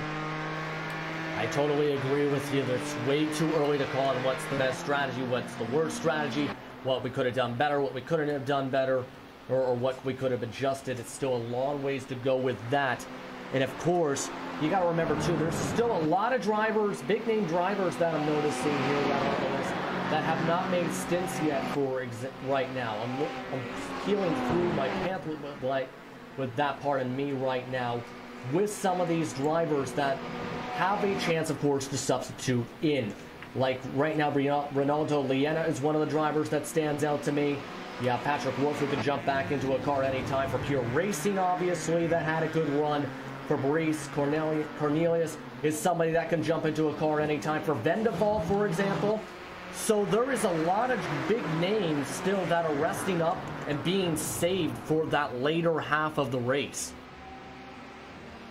Yeah, and for many of these teams now it really becomes the part of when do you bring the drivers in. So, and for many of these teams, this is the other part of the strategy that they need to be concerned about. When to bring the drivers and how much time are you going to leave them per stint, because sometimes you want your, of course you want your fast drivers to be in there the most time, but also you have to keep into consideration that you don't want to use your fast drivers way too much, because there's also a limit here that each team can have per driver, and well, that limit is that the drivers cannot, one driver cannot drive more than 70% of the total distance. So that is also part of the strategy in here, and something that all the teams had to keep an eye on. Well, speaking of strategy, the number 88 into the pits. Number 88 coming in, that's one of the VRS machines, the VRS Cadena SimSport. Charlie Bortola will now come in his GTE. See if there's a driver swap. No, there is not. Yes, there is. Pardon me, as you see the nice Ferris wheel. Jorn Jens will now come into the 88 machine, as now they try and stick into the top 5 for the class for them, as right now they have a fairly sizable gap right now in the 52, who is currently in the 6th spot. Yeah, it's on the 6th spot right now, so now fuel and tires, so it shouldn't be that much of a problem. The 88 with Jorn Jensen coming out of the pits right now, and just behind them, coming into the pits or out of the pits, Dino Topic. Well, he's coming into the pits in the 49 Motorsports. Coming into the pits, as that is one team we've talked about a few different times on this broadcast tonight. As you see right now, all the drivers really trying to shake things up. There is still a long ways to go in this event, of course, so there is still a lot that can happen, of course. Right now, what team, in your opinion, has been the one that's been impressing you the most during these runs tonight? I have to say, if there is there's been so many teams in here that have been having some great races in here today, and I have to say, in terms of teams that have really impressed me so far, Trustmaster Movano. They have been during the beginning of the race, they pretty much had a stranglehold on what was the lead of each of the classes, but now things are really starting to mix up in both prototype and the GTE. So now Pure Racing team coming back into the race here, not only in the prototype but also in the GTE class. But another team that we should keep an eye on the GTE class as well is that Hoisinville Core Motorsports. They are on a different strategy than Pure Racing team and Trustmaster Movano, and that is something that definitely we should keep an eye on. And one team that we should never discard at any time, VRS Columbus Sensport. They are running in P4 right now, and with Marty Piatila, yes, they are just 12 seconds behind the number 69 and 17 seconds behind the number 71, but still plenty of racing to go. Plenty of racing to go as you see your top three again on the side of your screen for each class. Some sizable gaps, but again, you got to think about strategy. And make sure you keep that in your minds for sure. As one more thing, of course, to keep in mind, of course, as you said, you got to finish in the top 12 in the points to make sure you're locked in for next season for the Neo Endurance Series. You see right now one of the drivers coming into the pits, but of course, the point standings right now, top 12 to clinch right now is for Pure Racing team, who has swept the season in victories coming into today. That is for the prototypes right now, as they are in second spot. The team that's in second in points, Trustmaster Movano Racing, they are the ones in the lead after having two second places throughout the season. In the Grand Touring class with your GTEs as well. As you see the rest of your point standings going up here, you see VRS Cordana Sim Sport. That's the AT1 car we are referring to. Has won all but one event coming into today's 24-hour finale with double the points. 21 points was gained, of course, at Sebring for that first race. The rest of the wins, of course, at Royal American, Motegi, Nürburgring, as well as at Spa. They need to finish in the top 17, and for the 81, they are currently, of course, in the top 5. But again, as we talked about, all about finishing the 24 hours, having fun, and making sure you have a clean finish, and make sure you get all the way to the finish line. That is what the mindset is, of course, for a lot of these drivers. Still 21 minutes ago before we hand things off for part number 3. Churchill, yes, and now we are almost coming into the end of part 2 of this stream, and I have to say the strategies in here, and I know strategies, but this is pretty much what this race is about: making your strategy and making it work. And it is really amazing that even with most of these teams, it kind of seems like for the prototype class, for example, everybody has the same car, so it should be all the same strategy. Well, in a way it is, but seeing the teams coming in at different stages of this race, coming into the pits to make their own strategy work, that kind of makes it really special, because even with the same car, you can see various ways of making things work. Same thing with that GTE class. We got the Ford, we got the Ferrari, and we also have different strategies. That is for sure. Of course, a lot of people, sometimes they interchange a little bit between the Fords and Ferraris.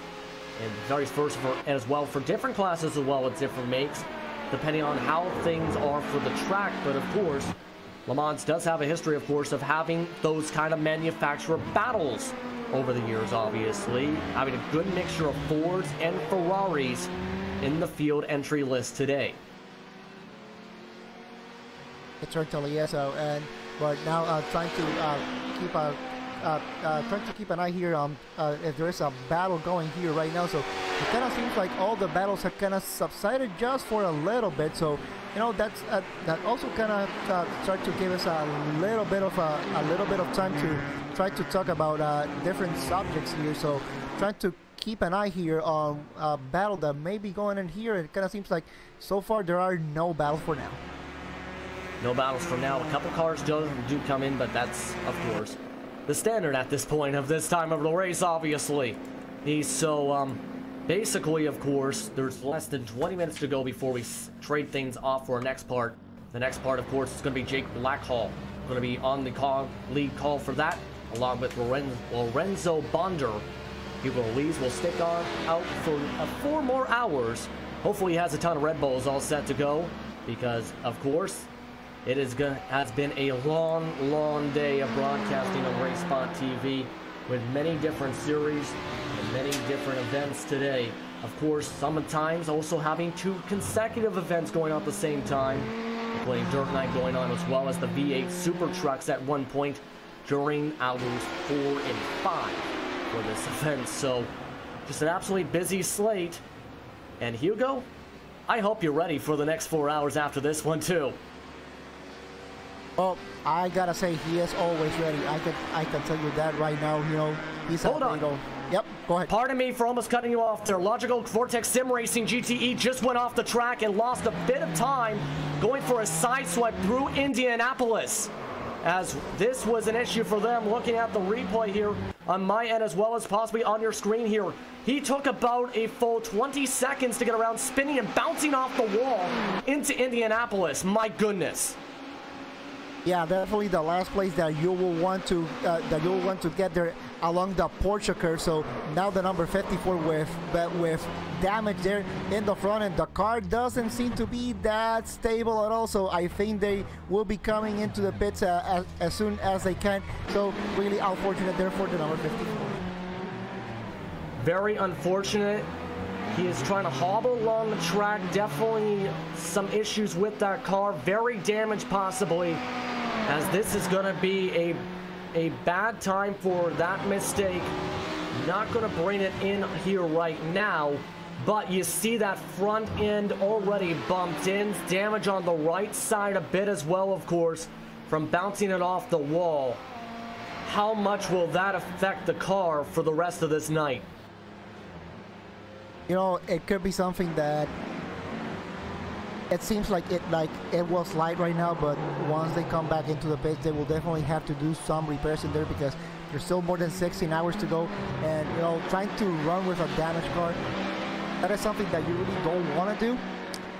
But sometimes you just have to kind of, when those type of things happen, just kind of have to deal with it. And well, speaking of sometimes things that happen and kind of deal with it, number 81 had a little bit of a spin at the first chicane there at the Mulsanne straight, but nothing happened, just a solo spin, and they were able to continue.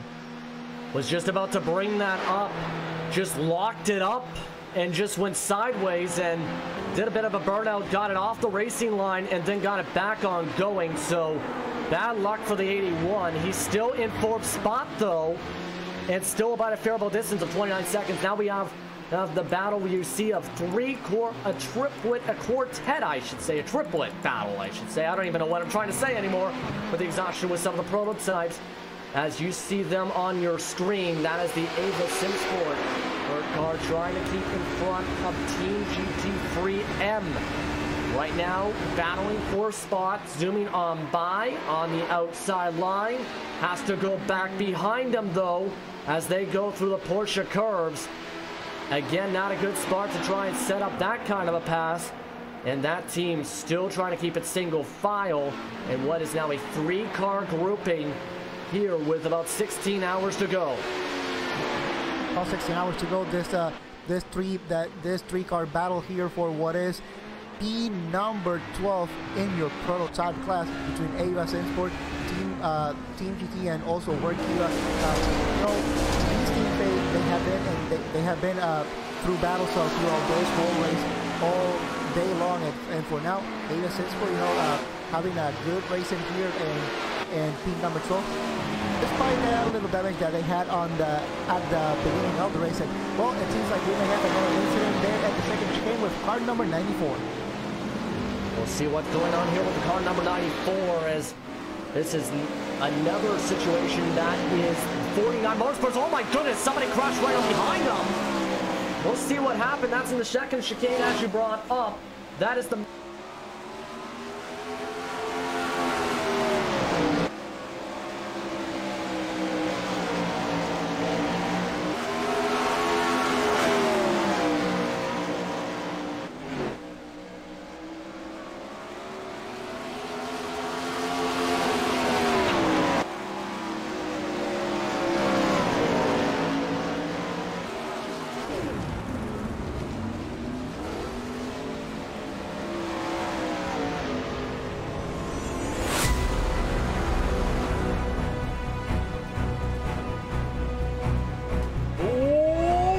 Welcome back, ladies and gentlemen, folks from all around the world. Thank you for making iRacing's Dirt Night. I almost said it. I almost said Friday Night Dirt Night, but it is not. It is a Saturday night, and we are under the lights once again here at Volusia Speedway Park, Bartonville, Florida, hosting these 360 wingless sprint cars around, as we are gonna have some fun here tonight. 20-lap feature on the docket, and you know all the names here today, as Team Lutoika continuing to hang around with us, so great to see him. But Randy, yeah, sprint cars, where it all started for us, but you know what? We decided, let's do it without some wings.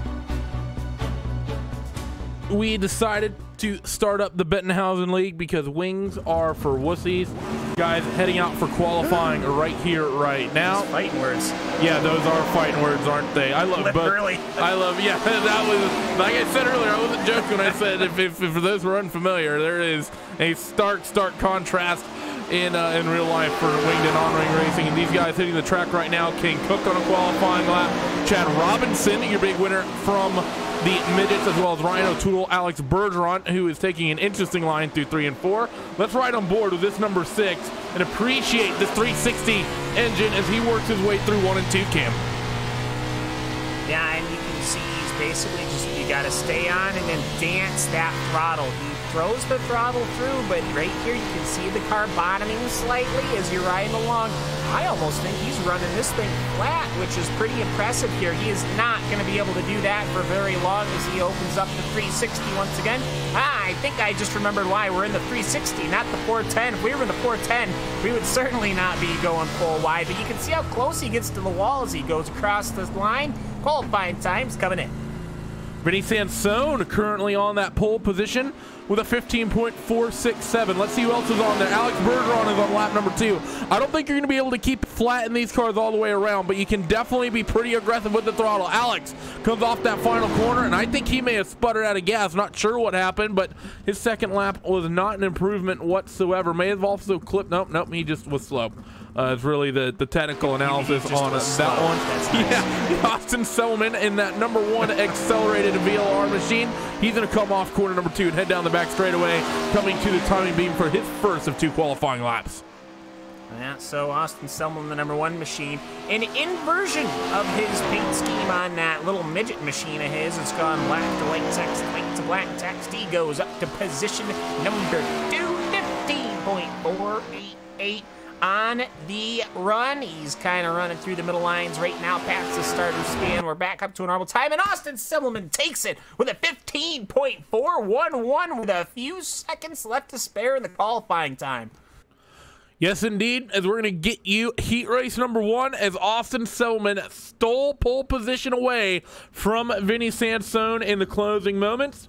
And with that, let's take a look here at heat race number 1. Starting grid on your screen. Cam, take us through it. All right, we've got Austin Semmelman with a. I don't think we introduced anybody, did we? I kind of pooched that intro, huh? It's myself, Cam Walsh, and it's Randy Chenowth. No Hugo. We decided to do it alone. He's without busy Brazil. We don't need Brazil. It's fine. As the cars are rolling, it's Austin Semmelman, Alex Bergeron, Anthony Lepresto, Ryan O'Toole, Wheelie David competition Ireland, as they roll off. and Kane Cook. What? I said there was a bit of a wheelie competition as they were rolling off. I think like 3 people pulled the noses up. But then again, this is what these cars are famous for, Cam. Throttle. Yeah, this is what these cars are famous for. People think that wing sprint cars are famous for pulling the wheel stands. These cars is absolutely no downforce famous for it. As you see Kane Cook doing a little bit of memeing in the back there, playing with the throttle. I think what I would say is that the wing sprint cars are famous for that left front spooling up into the air. These cars, it's just the entire front. It's these cars are famous for the loud pedal Indiana Sprint Week compilations. Yeah. So, all right, let's get this thing underway. Yes, 6-car heats, not what we like to see, but you know what? That's what we're gonna get. Let's see how these boys handle it. Here at the Barberville, Florida heat, it is currently 69 degrees, 72 degrees as it is, of course, at night. That's the only way you can run dirt. It just looks weird during the daytime unless you're at some special event. So either way, ladies and gentlemen, thanks for making Racespot TV part of your day. We've got another heat coming up on a 20-lap feature. Let's get this show going. 360 wingless sprint car action from USAC coming to you. Corner number 1. Off towards 1 and 2 to go for the first time. Semmelman, Bergeron, Lepresto, your top 3. Lepresto is going to take the fight to Bergeron here immediately as they head off towards 3 and 4. Lepresto is going to throw the slider, and Bergeron is going to drop down to the bottom. A little bit of contact. That's all right, as Semmelman's going to lead lap number 1, and it's going to be Bergeron who rolls in that second spot. Yeah, and so it goes to Semmelman, Bergeron, Lepresto. So just like that, they're getting themselves through. And here comes O'Toole. He's working the inside, but you can see the gap that Heilman is able to get through here as this track is going to loosen up real quick. Someone throws a slider. Wheel-to-wheel contact. Ryan O'Toole finds himself in the wall. Instant replay coming up on that from Mr. O'Toole. And you see they're rolling through 3 and 4 here. What do they try to do on that number 3 car of Highland? It may have been the 11 of Kane Cook. The 11 of Kane Cook threw the move, and I don't know what the 6 car was doing. He just kind of drove it down the racetrack. Kane was definitely there, so not really sure what was happening there. But meanwhile, out in front, Semmelman still leads by a pretty healthy margin. What's happened to Alex? Just seems to me like he's fallen right on off as Alex Bergeron is in the pits. He must have had an incident. Watching the replay back to me right now. Did he clip? Oh, I see exactly what happened. He caught Semmelman, and he was on the inside line. Semmelman kind of ran it, and he threw it to the inside. He wasn't looking for a pass. He lost it, and then he got hooked. He turned himself around, crashed into the outside wall. So Bergeron is now not going to be finishing this one. So a couple uncharacteristic mistakes as Semmelman's going to get the popsicle sticks. 2 to go here in a nice little gap over Anthony Lepresto. David Heileman slotted into that 3rd spot. Also have Kane Cook running 4th. So only 4 cars left in this heat race as white flag off of corner number 4. And it is Austin Semmelman, that number 1 machine.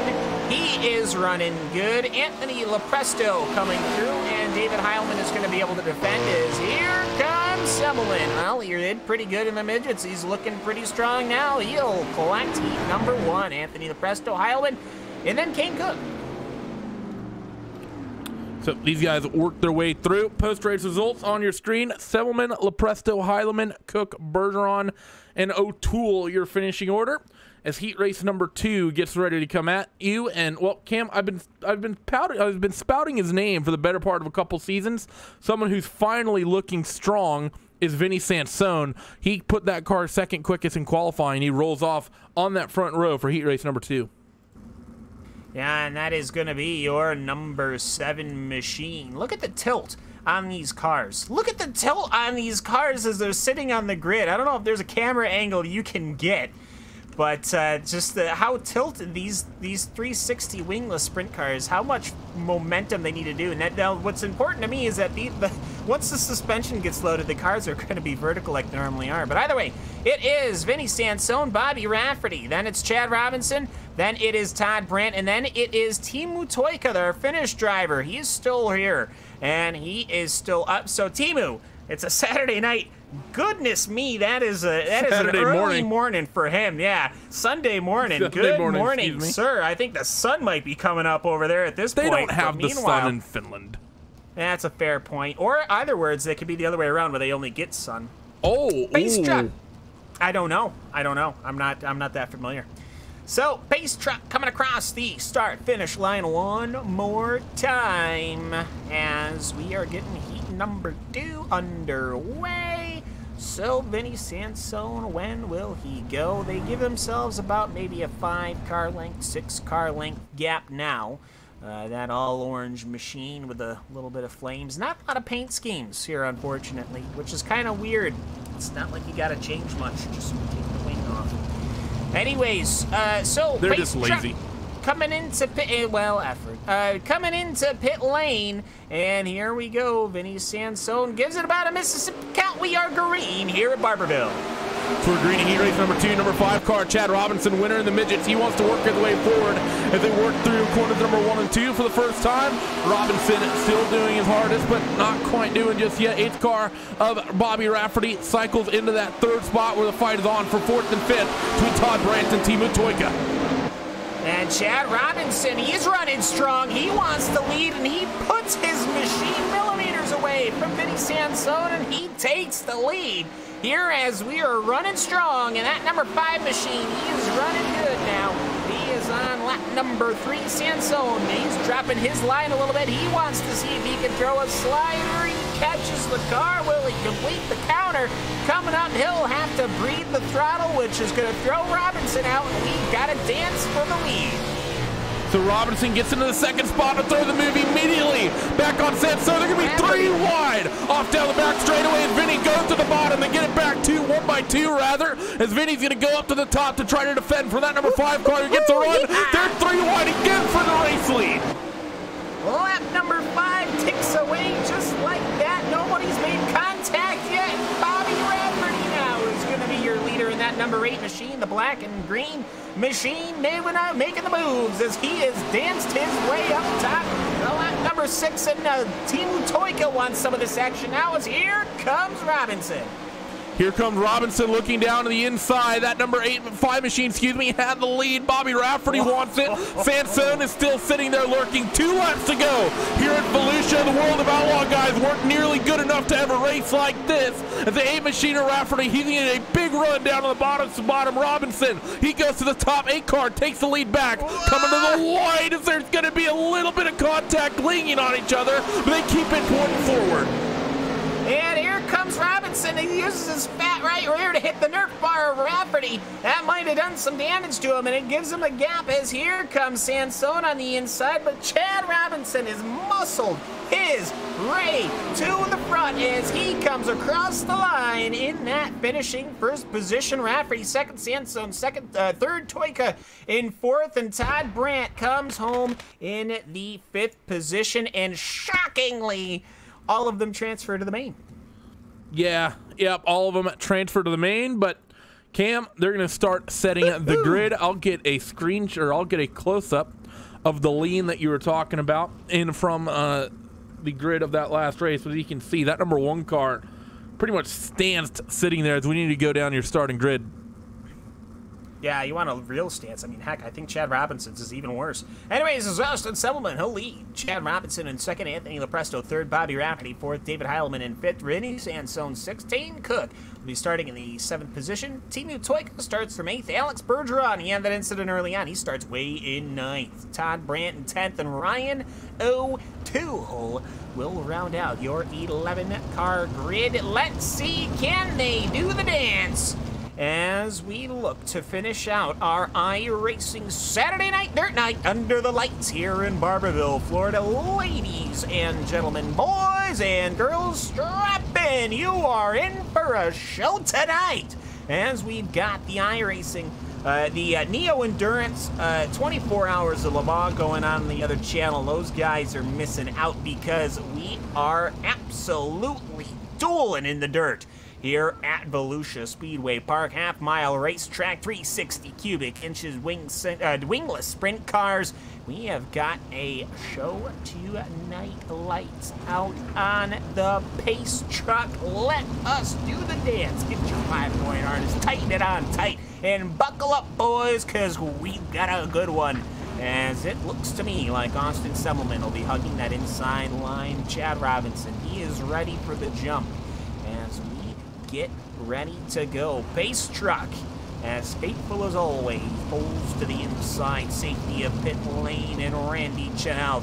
We have got a show coming to you to quarter number 1. Austin Semmelman gives it the 1.5. Mississippi County. He lets the 360 loose, and we're green here in the feature. 9-wing cars, green through corners number 1 and 2, but a side-by-side up and down the field, as there's going to be a handful of drivers trying to run their way forward. One driver we need to keep an eye on, that 2 of Alex Bergeron. Winner last week at Eldora. He starts deep here in the feature tonight. They come off toward the front straightaway once again, in towards 3 and 4, as the fight for the race lead is coming on. Semmelman versus Robinson, wheel to wheel, down the back straight. This is a show. Put it on, boys. Chad Robinson goes to the inside. Bobby Rafferty, he looks to put away Anthony LaPesto as these fat right rears are sticking now, as this track is going to be fading and fading fast as Austin Semmelman, he throttles his way up to the front. He actually takes a tap to the rear nerf bar. That sends his car high as the momentum goes Chad Robinson's way. The number 5 machine looking inside now as Rafferty, he wants a piece of the action. Here comes Heilman. He's running high side on Anthony LaPesto. He wants some of the action as well. Through now 3 and 4, a little bit of a run up the racetrack for the 1 of Semmelman. I think that's going to cost him the race lead. They're 3 wide for a moment as they fight for it. You have the 4 of Anthony LaPesto, David Heilman, and Vinny Sansone. One long train of cars here. No one able to break away at Volusia, coming to the end of the first 5 laps of 20. The number 8 car of Rafferty going to try to slide down through the middle and get to the underneath. The 1 of Semmelman not quite able to do it as they head through 1 and 2 once again. These drivers are moving and shaking all over this racetrack as here comes Semmelman again. He gets a little high. He bumps his right rear to the left rear of Chad Robinson. That sends him high. Robinson then gets the momentum and he's able to push to the inside. He now has a jump. He's got about a 4-car lead right now over the number 1 car. Anthony Presto is now actually making contact with that number 1 car of Austin Semmelman. That is going to send him high as the momentum keeps shifting. Bobby Rafferty wants some of this. David Heilman wants to get involved in this one. A little bit of wiggling going on for that number 4 as Austin Semmelman goes to the front once again. And now we've got a good run for second position. And Chad Robinson now clear by 5. Robinson is out there clean indeed. Anthony LaPesto is going to run through the middle here. Gets a little bit loose, but not quite able to reel in that 1 car the way he'd like. Fight is on now for that 4th spot. A little bit of contact between Sansone and Bergeron as they ran down the front straightaway. Alex not being afraid to move Vinny right the heck out of the way, as I forgot to turn the ticker on through all this excitement of the way this racing has been. The 4 car has reeled in Chad Robinson again as they head off towards 1 and 2, coming across flags off of 4 this time. Yeah, it's a short race, only 20 laps. It's Robinson, Semmelman, Presto, Rafferty, Bergeron, Heilman, Sansone, O'Toole, Cook, Toyka, Brandt. As we have got a show tonight. It's been green all the way through. Let's keep it that way, gents. As Robinson, he's running sort of a hybrid mid to high line. Everyone else running a fairly high line as Robinson spools it. Much more angle of attack through this back half. They're going through 3 and 4 as Robinson's rocking and rolling now. But here comes Semmelman. Lap times are there for Robinson, but Semmelman's wheels are there. He's ready. He is clipping the bits as he wants to get some action in Presto. He's running low. Here comes Semmelman as he wants to go, but he just doesn't have the room to put the throttle down. Doesn't quite have it hooked up just yet. Robinson runs a little bit high through 1 and 2. Might open the door for Austin. He reeled him in just a little bit coming off that 2nd corner. Let's see what he can make happen through 3 and 4. The 1 machine looks so much better through the corners, but the 5 just has traction on power as they work themselves again through 1 and 2. Austin's going to hook up the middle. They're going to be side by side for your race lead down the back straight. Once again, Austin's going to throw the move down low. Robinson forced up to the top. I keep wanting to yell yeehaw, but I don't know if people like that or not. So if you like that, let me know. Is Austin Sullivan, these guys are just absolutely throwing these cars around, leaving nothing on the table. The track is falling apart. There's a stiff line going across on the entry to 3-4, middle line going on the exit of 4, and then 1 and 2. It's all sorts of scary as these guys, the angle of attack is just getting more and more, and that means that whomever is searching for that grip, Semmelman seems to be doing an outstanding job. He's right there, and he dances his way off on throttle and counter steering to slow his machine up. I think he's figuring out where the dirt is. He's just getting ready to slingshot, going low as David Heilman. He looks so good as David Heilman looking to make moves in the back. Number 2, Bergeron is still back there as well. Got to keep an eye on this fight for the race lead. As Anthony Lepresto is checked in as well. 3 laps to go. And they head towards 1 and 2. And Sullivan around the outside. He made that look easy. As he goes to your race lead. Down the back straightaway. How will Chad Robinson be able to respond? Or will VLR make it 2 in a row with Bergeron last week and Austin this week? Robinson is struggling. He's in trouble and he makes contact. Are we going to have an incident? No, we are not, as here comes Heilman inside. Bergeron throws a massive slider, gives a counter to Rafferty. We're on lap number 19 of 20, so we're going to just roll it right here from on out as Austin Sullivan will pick up the white flag finally on an outside pass where he hooked up his right rear coming off of 1 and 2. He made the pass. Leprosto, he's now finding himself in second, and Heilman in third, as here comes the number 1 machine of Austin Semmelman. He came home in second. The Midgets, he takes the checkered in the 360s. Lepresto second, Heilman third. Randy, we had a green flag 20-lap run with contact, moving and shaking, and these guys have put on a show for the ages in the USAC cars. What a run that was from these guys. So hooked up with everybody. So many people running even pace. We're going to bring up your post-race results here in just a moment, but I am really impressed with these USAC guys, Cam. They put on a fantastic show last week at Eldora. There are a couple cautions, but to have a caution-free race tonight, considering what was happening on the track, my oh my. That's one of the best dirt night sprint car races we've ever had, period. That includes our Monday night races as well. That is, to date, probably the best show we have seen. Keep that going all night long. I could just... I don't think that we've been that excited. Chad Robinson, as no joke, Chad Robinson put in the chat, his wheel came loose off his desk with 5 to go. So that is just as drama as you can get. Anyways, official results on your screen. It's Austin Semmelman in that number 1 machine, 5 minutes and 30 seconds. Anthony Lepresto comes home second, Heilman third, Bergeron fourth, Rafferty fifth, Sansone sixth, Robinson, he dropped down to 7th after that issue. O'Toole 8th, Timu Toika will come home 9th, Dane Cook, Todd Brandt, finishing all cars on the lead lap. So, I mean, we have not had a show like that in a long time, and Austin Semmelman is going to talk about it. And Randy, I think maybe I talked to Semmelman that time in the Midgets, so maybe you want to talk to him now? Sure thing. I am stood by with that number 1 car of Austin Semmelman. First thing first, are you Austin or are you Howard? Oh, don't ever, insult me by thinking I'm Howard. That's always an awful thing to do. That's a shoe. That's a shoe throwing moment right there. Yeah. Okay, that's almost George. as bad as saying wingless sprint cars are better than winged sprint cars. Well, they might be considering the way they're racing. Yeah, I think it's crazy that he manages to get in every single interview and every broadcast there is. It's pretty amazing. Hey, don't question his ability to market himself. But Austin, what a run it was for you tonight. You had a good run in the Midgets. Then you come out here in these non-winged cars. Your teammate Bergeron was super strong last week. He won the race at Eldora off a last lap pass, and you managed to muscle your way past Chad Robinson. How do you like these non-winged cars compared to the winged cars? Oh, they're a blast. I think they're more fun to drive for right now, in my opinion, especially when the track is like it was tonight. That second heat races, I hope everybody enjoyed that. I did, so that was awesome. They're a lot of fun to drive. It's a lot of work. I got by Chad there, right on the top, and I guess he said his wheel came undone there with 5 to go off his desk. So otherwise, it would have probably been a really close finish. So sadly that happened, but it was a hell of a race.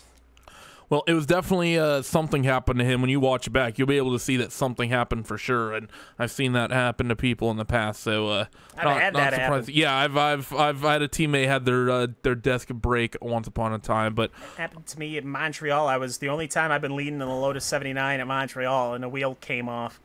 All right, so we got the token Cam Walsh Lotus 79 monologue out of the way for this broadcast. But Austin, such an awesome run. We also had the World of Outlaw 410 qualifiers as well as the late model qualifiers kick off on Monday. It's one of the things I know a lot of the dirt guys are keeping track of. How did those go for you? I ran second in both. The sprint car one, I messed up my qualifying lap, and so I started second in the feature, and we had like 2 laps of green flag racing the whole time. So I didn't really get a chance to race for the win, so I just kind of coasted home in second, and then the late model led most of the race and just got beat on a restart. So all in all, not too bad. So we're sitting okay. We're just going to keep being consistent here and try to keep having some good runs on Monday nights. And now talking about these non-winged cars, Austin, honestly, through the first couple races, it seems like the group that runs these cars, there's a lot more give than there is take than what we see in the winged cars. Is that the cars, or is it just honestly the group that drives them a lot more giving, a lot more forgiving than what we typically see in the winged cars? And is that why we've been green the last 2 weeks for the most part? I think it's a mixture of both, to be honest with you, about 50-50. I mean, I got destroyed last week, so I don't. I'm not in agreeing with you there, I guess, Randy. But no, it was. I guess overall we ran 20 laps green flag tonight, so everybody did a great job. And you kind of have to be. If you're not giving and taking in these cars, you're going to wreck yourself and probably half the field. So you have to be careful. There's no wing to protect you. So everybody did a great job tonight for sure.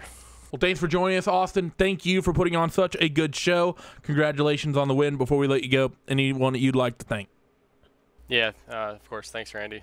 Thank you guys for having me in here. Dirt Collective and the usual guys, Vigalar and Dirt Division, Matt Hill for making my cars look pretty cool. So everybody there and you guys for broadcasting. As always, you always do a great job in here. Race winner tonight, Mr. Austin Selman. Finished second in the midgets as well, so doing a good job here on the dirt night once again, and apparently doing well in the World of Outlaw qualifiers. Moving on down the order, we got that number 3 machine of David Heileman, who finished third. He stood by Cam Walsh. Number 3 position, number 3 car, and we've got David Heileman. David, these 360 sprint cars, they put on a wonderful show. They took the wings off of them, and boy, did these things fly. Take me through your night here at Volusia Speedway Park Green all the way through the 20 amp feature. Yeah, just didn't qualify the greatest, but because Alex got a little squirrely in the heat, I ended up finished third, so I was like, well, then I was taken away by that second heat. Those guys put on a heck of a show. And then I was like, man, I was a little nervous at that point, but I was like, I started 5th. It's running 5th most of the race. In turns 1 and 2, I think I had a really good line, but then it kind of slicked off and I wasn't really sure where to go. But then there was some contact between a couple of guys up front, so I was able to squeak by and then just hold on the third from there. Yeah, I mean, I still got a smile on my face. I need some celebratory help after that one. Oh, jeez. But you guys put on a wonderful show. These 360 wingless sprint cars, they just seem to have the good balance. The 360 wings, you get a lot of drivers who throw a lot of confidence in their wing. Step 1, apply to floor. Step 2, finish race. No. It's a bit more temperamental than that, but the problem is that people don't respect the racing.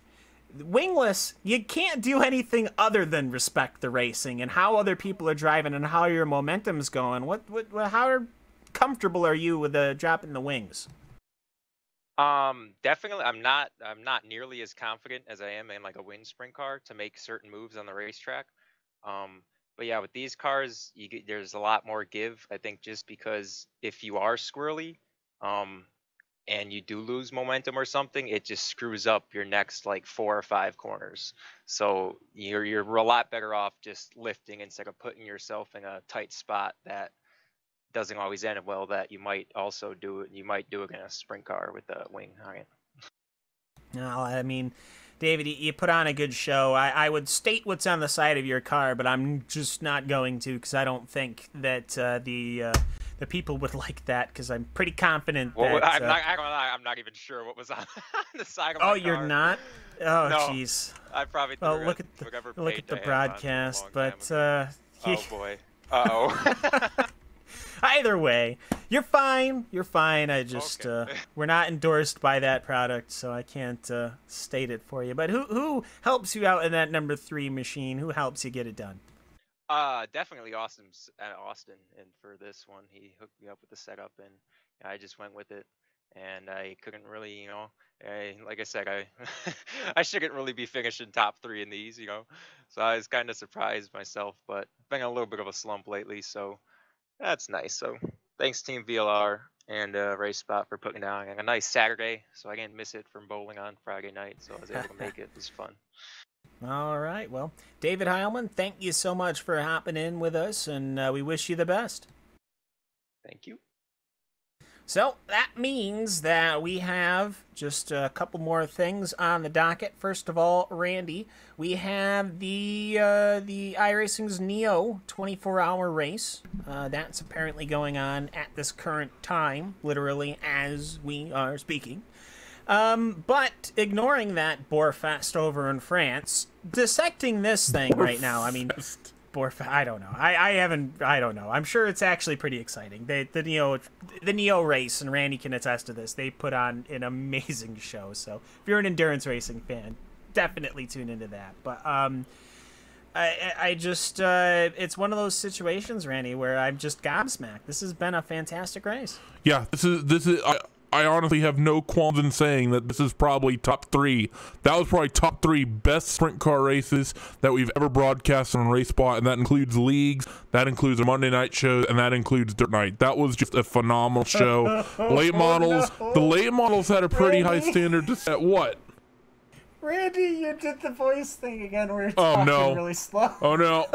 Wait, well, this should only be affecting you. Tell me if it's doing it on the stream. If it's doing it on the stream. Probably do it. Just forget it. Just let it roll. Keep going. Keep going. It's fine. Anyways, I am your father.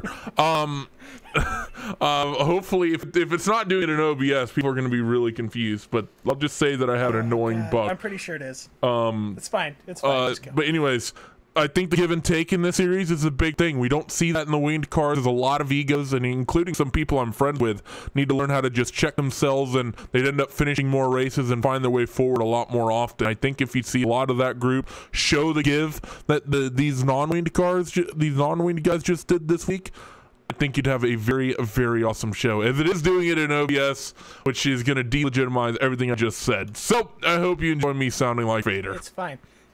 It sounded almost like we went to another commentator person, right? That does the thing. I get it. Where that's your analysis. That's like the guy who analyzes stuff. Like he points at the racetrack. Analyzes? It's made of dirt. Yeah, and he goes, it's made of dirt, so it's going to be more slippery, so the drivers have to be careful. And we're like, thanks, Todd. And then you give him a thumbs up. No, I mean, I just... For me, it's really exciting. Like, to watch these guys fly around. Now, of course, there was some car-to-car contact that probably, with hitboxes and everything, probably would have ended a little differently. But thankfully, everything worked out, and we had a really great show. I'm very happy for it, and these guys keep doing this stuff. I mean, this is probably one of like the big secrets right now in iRacing racing. These guys put on a fantastic show. I can't wait for more. I already posted it in their forum where we have the hashtag Dirt Night thread up for the non-wing 360s. Told them this right now. If they keep racing like this, we will have more non-wing content on Racespot. I will make for sure of it 100%. I've been a component of it all along because I mean USAC came on board and we got the World of Outlaws guys and I love the World of Outlaws. Oh, I love the wing cars. I love wing cars. The guys just don't know how to run. Not just that. The late models are fantastic too. Yep. Both. I'm not a late model guy. Let me tell you, I throw a super late I model. have never seen a dirt super late model run in real life. They don't run anywhere near me. I'm not a late model person. I'm a super dirt car fan. I'm a modified fan. That's what I do. I do IMCAs, I do modifieds, and I do supercar. The super modifieds up at Oswego. Those are what I do. But how they put this show on the World of Outlaws Craftsman Late Model Series, absolutely amazing.